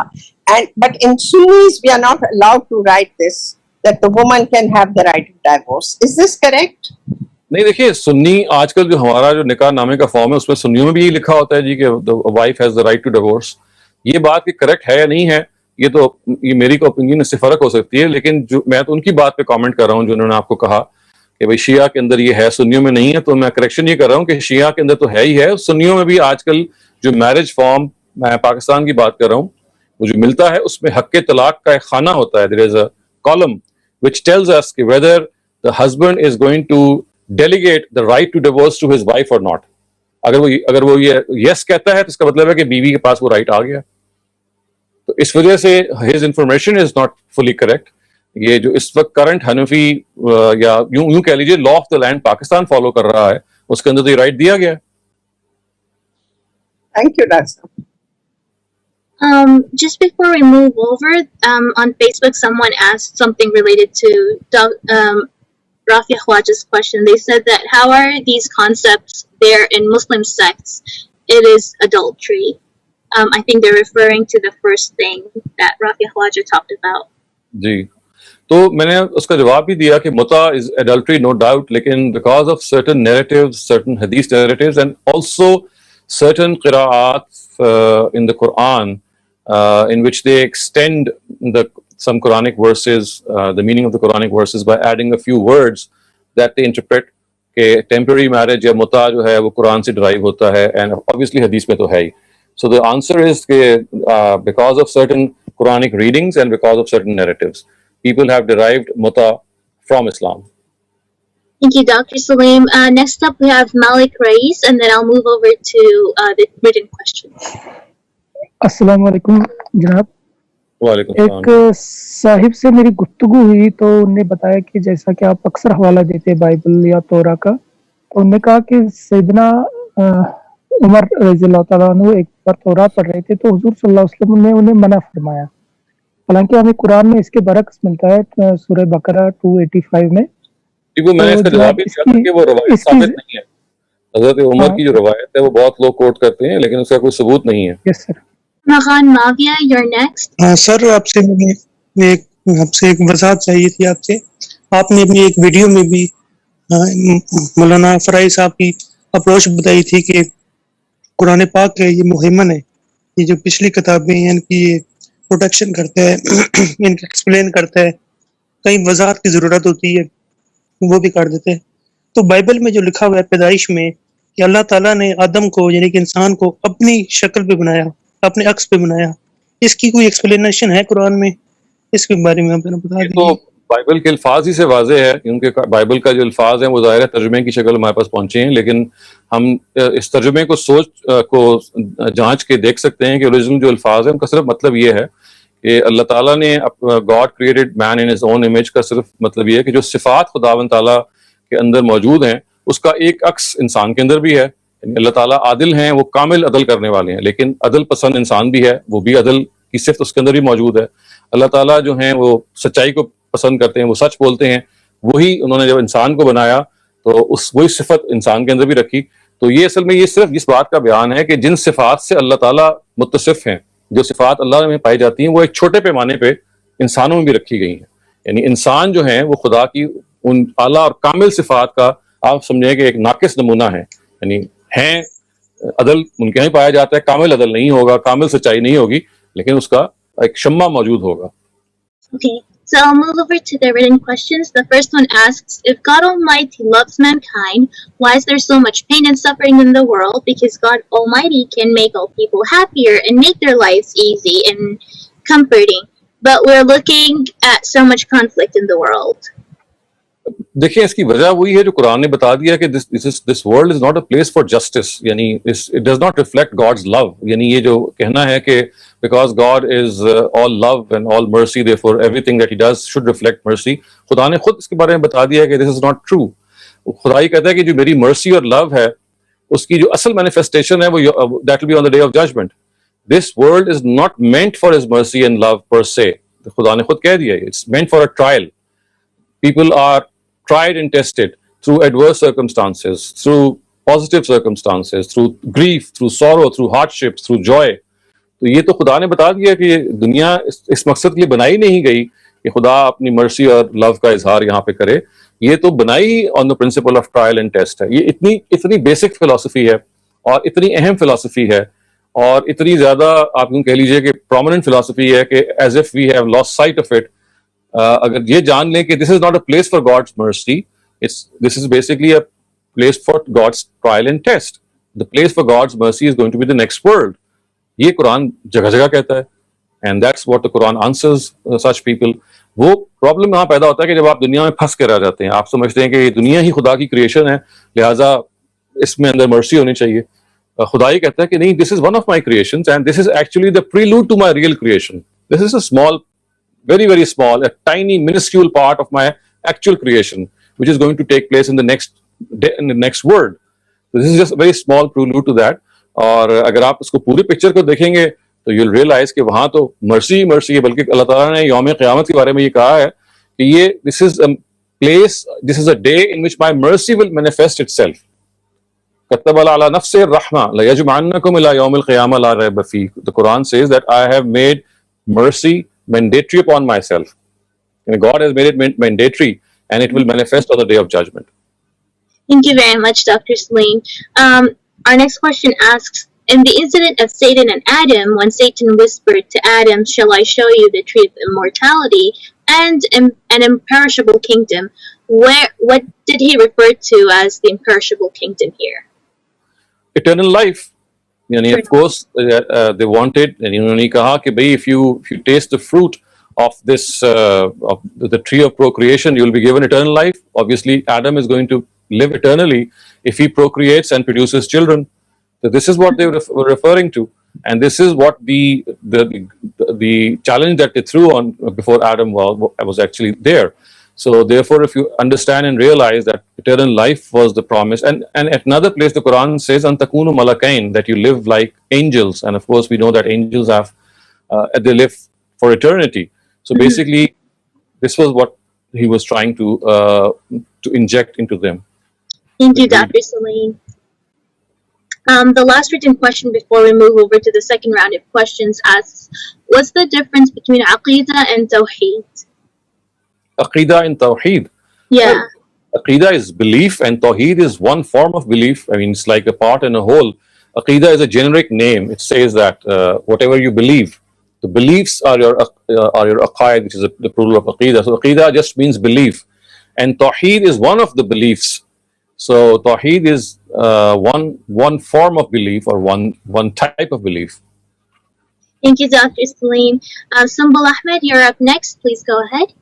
السلام علیکم doctor صاحب. مجھے یہ پوچھنا تھا کہ اگر یعنی جیسے آپ بچوں سے ہی بات کر رہے ہوتے تو یہ ابھی جو کوشچن تھا کہ اتنا امبیلنس ہے دنیا میں اور اتنا سفرنگ ہے, تو یعنی ایسا نہیں لگتا کہ یہ امبیلنس انسانوں کا, یعنی ایٹ لیسٹ 80% کو آپ دیکھیں تو وہ انسانوں کا کریٹڈ ہے. یعنی اگر آپ کسی ایسی سوسائٹی میں رہ رہے ہیں جہاں پہ ٹیکسز پوری طرح پراپرلی یوز ہو رہے ہیں, وہاں پر اگر کوئی یعنی ہم سامنے دیکھتے ہیں کہ اگر کوئی بیوہ ہو جاتی ہیں, ان کے 4-5 بچے ہیں, تو they are well taken care of. اور وہی چیز اگر پاکستان میں ہو رہی ہے تو وہ تو پھر آپ یعنی آپ اپنے رشتہ داروں کے رحم و کرم پر ہو جاتے ہیں.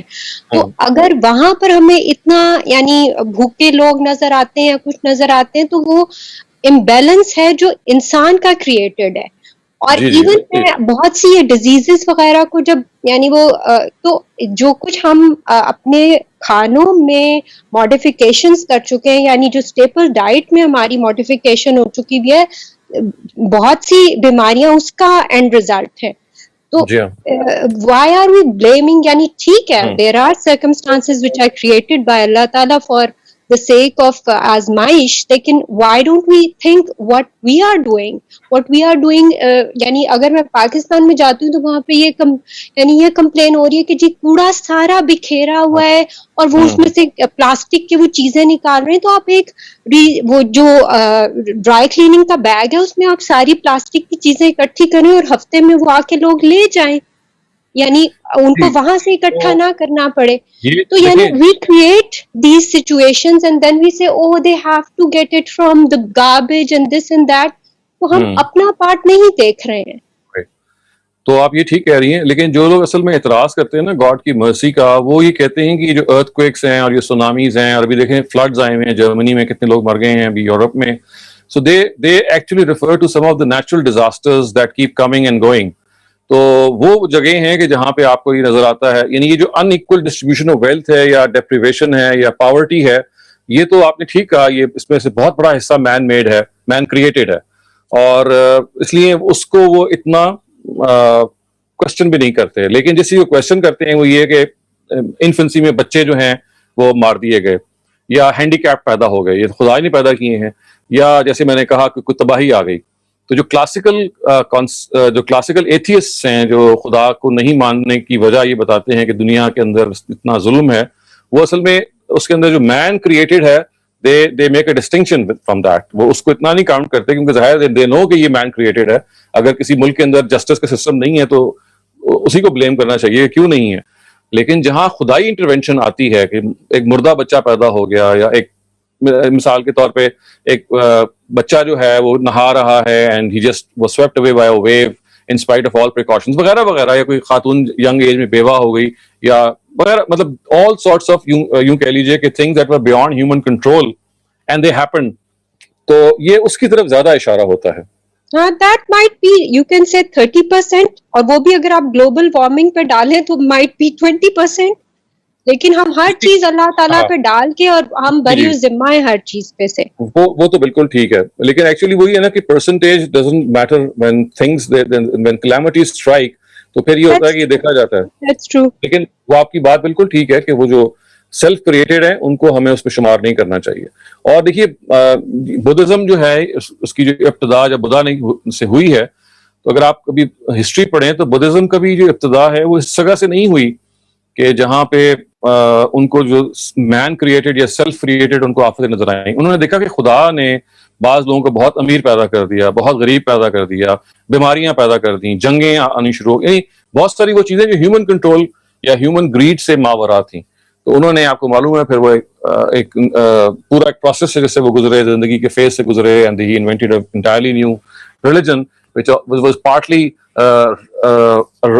آپ کہہ سکتے ہیں it was ریبیل تھے وہ, he rebelled against the caste system in Hinduism, وہ ایک طرف تھا. لیکن آہستہ آہستہ اس کی اپنی جو فلسفی نمودار ہوئی, that actually was from this fact کہ بھی اللہ تعالیٰ کی جو مرسی ہے وہ نظر نہیں آتی, and the only way to gain that is to just leave this world, دنیا کو ترک کر دیں اور آپ اپنا ایک زندگی کو اور طرح گزاریں. تو وہ آپ دیکھیے اس وقت بہت سارے جو سوفسٹک کلچرز ہیں یا جو مسٹک کلچرز ہیں اس کے اندر آپ کو یہی ملے گا کہ حل اس کا یہی ہے کہ اگر آپ اللہ تعالیٰ کی مرسی چاہتے ہیں تو آپ دنیا کو ترک کر دیں, پھر آپ کو کچھ نہیں ہوگا, پھر آپ اصل میں خدا کے ساتھ مل جائیں گے. نہیں, these are the things that we have to basically یعنی ڈسٹریبیوشن آف ویلتھ جو ہے وہ تو خیر اللہ تعالیٰ نے ہمیں بہت اچھی سکھائی ہے, اب یہ ہم پر ہے کہ ہم اسے کیسے کریں. I agree with you for the rest. تو بس ذرا بعض دفعہ یہی والے کوسچنز آتے ہیں تو بہت عجیب سا لگتا ہے. جی جی بالکل. Thank you. Next up we have Rafia Khwaja. Please go ahead.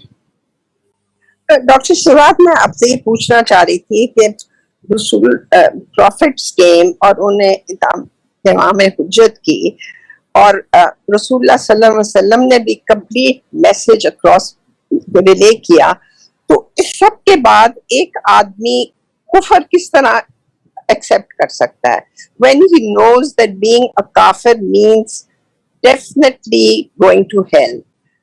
میں sometimes feel کرتی ہوں are these people mentally sick when he knows کہ جب اللہ نے ایک دیا ہوا instructions and if he is going to remain a kafir till death then he will go to hell. How would you explain this? تو قرآن نے دیکھیے جگہ جگہ پہ ایکسپلین کیا کہ جو ان کے آئیڈولٹرز تھے ان کو یہ پتا تھا they thought کہ جو ان کے جو خدا ہیں ڈیٹیز ہیں وہ آخرت میں بچا لیں گے ان کو. In the first place they thought that the day of judgment is a far-fetched reality. وہ ہوگا ہی نہیں, وہ آخرت میں تو بلیو ہی نہیں کرتے تھے. لیکن جو بلیف ان کی تھی وہ یہ تھی کہ اگر ہوگی بھی تو ہمارے جو دیوی دیوتا ہیں جس طرح دنیا میں انہوں نے ہمیں اعلیٰ مقام دیا وہ آخرت میں بھی دے دیں گے. تو they were living in contradictions. تو اس کو قرآن نے بیان کیا ہے کہ وہ تناقض فکر کا شکار تھے. ایک طرف وہ خدا کو مانتے بھی تھے لیکن خدا کے ماننے کا جو کانسیکوینس ہے کہ آخرت ہونی ہے اس کا وہ انکار بھی کرتے تھے. تو تضادات میں وہ رہتے تھے اور شرک اصل میں ہے ہی یہ چیز کہ وہ آپ کو تضادات میں یا کانٹرڈکشنز کے اندر زندہ رکھتا ہے. آپ ایک چیز کو مان رہے ہوتے ہیں اور دوسری کی نفی کر رہے ہوتے ہیں لیکن توجہ نہیں کر رہے ہوتے کہ اس کو مان کے اس کی نیگیشن ہو رہی ہے. They can not simultaneously exist. اس وجہ سے شرک کو آپ کبھی ریشنلی ایکسپلین نہیں کر سکتے. اگر وہ کرنے بیٹھے ہیں تو وہ شرک ہوگا ہی نہیں. تو you see a lot of things they stem out of your emotions. اور سب سے بڑی چیز جو قریش کو جو درپیش تھی وہ تو یہ تھی کہ ان کے باپ دادا کا مذہب یہی تھا. وہ کہتے تھے کہ ہم اس کو کوشچن نہیں کر سکتے, یہ تو it has been handed down for centuries, it cannot be wrong. اور یہ پاسبل نہیں ہے کہ انہوں نے غلط بات سمجھ لی ہو, بلکہ وہ تو یہ بھی کہتے تھے کہ حضرت ابراہیم کا بھی مذہب یہی تھا. تو you see all these things they all built up that notion in them کہ اگر تو قیامت ہوگی بھی تو بچ جائیں گے اور اول تو اس نے ہونا ہی نہیں ہے. But Dr. Saleem, I'm talking basically of even today about atheists. جب ان کو پتا ہے کہ اس کا انجام یہ ہوگا تو how can you be an atheist? یہ ہمارا خیال ہے ان کو پتا ہے. ان کو اصل میں ایسا تو نہیں ہے کہ ان کو پتا ہے, وہ اس ڈاؤٹ میں کھڑے ہیں کہ ایسا ہو نہیں سکتا. وہ سائنس کے ذریعے سے کائنات کی ایکسپلینیشن وہ کر دیتے ہیں. وہ کہتے ہیں دنیا وہی ہے جیسے ہمارے سامنے ہے, تو اصل میں دنیا کے اندر رہنا ہے. وہ آخرت میں بلیو ہی نہیں کرتے. اصل میں آپ تو یہ پہلے مان رہی ہیں کہ وہ آخرت میں بلیو کرتے ہیں اور پھر ایک کانٹرڈکشن کا شکار ہیں. ان the first place they don't believe at all that there is going to be a hereafter. They think that this world is all that there is and this world is unjust. یا جو بھی اس کے اندر ہیں سو ہیں, آپ زندگی گزارنی ہے اور خدا کا اس سے کوئی تعلق ہی نہیں ہے. اس دنیا سے ہمیں اپنی زندگی خود آگے بڑھانی ہے اور اپنا رستہ خود طے کرنا ہے. So this is what they are doing. So they think it will end here. This is the end all. جی ہاں. Thank you, Lasa. We have a couple of written questions before the session ends.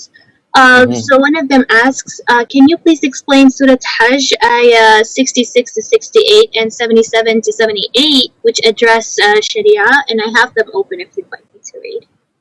Okay, please read it. هو الذي أحياكم ثم يميتكم ثم يحييكم إن الإنسان لكفور لكل أمة جعلنا منسكا هم ناسكوه فلا ينازعنك في الأمر وادع إلى ربك إنك لعلى هدى مستقيم وإن جادلوك فقل الله أعلم بما تعملون. And then, I don't know. I mean, I understand. The fact is that what exactly is the explanation that is needed, because they seem to be self-explanatory. And I would suggest that if the person who is asking this question, he looks up or she looks up the English translation of the Qur'an of Surah Hajj. It is available online. Any sort of explanation that is needed, I think they should best consult the tafsir. Or otherwise, if they have a specific question that I can answer, but explaining a verse, I mean, it needs a question before I can answer that. Said, in the context of Sharia, what do these verses mean?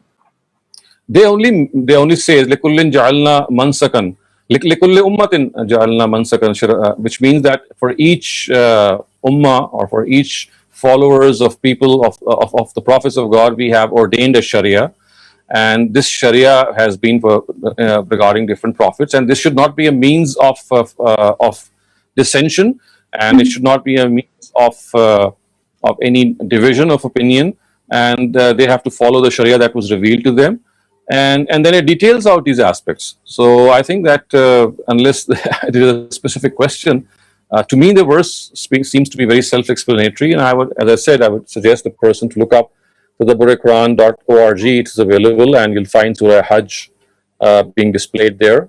Just read through it. Thank you very much, Dr. Saleem. The next question asks, did Iqbal take the concept of khudi from the following verses? And they say, Ya ayyuhan nafsul mutma'inna irji'i ila rabbiki radiyatan mardiyya fadkhuli fi ibadi wadkhuli jannati. Well, in the first place, I'm not an expert on Iqbal, but whatever I know of him, of course, I fancy myself to be a person who has read him, but I'm not an expert on him. I wouldn't say that this verse has anything to do with his philosophy of khudi, and that's an entirely different thing. And as far as this verse is concerned, it only tells us that people who would be led into paradise in the hereafter would be the ones who are actually in harmony with God's decisions in this world, and they fully understand the philosophy. If any decision is against their own liking, and they think that this is something God has ordained for them. So basically, this is a verse which relates to a person's connection with God and how satisfied he is vis-a-vis God's decisions, especially if they end up against his own wishes. The philosophy of khudi of Iqbal, I would say, is something very different. Okay, thank you very much, Dr. Saleem. That was it for all the questions this class. Okay. So inshallah, we'll see each other next Saturday at the same time, and until then, it is Khuda Hafiz.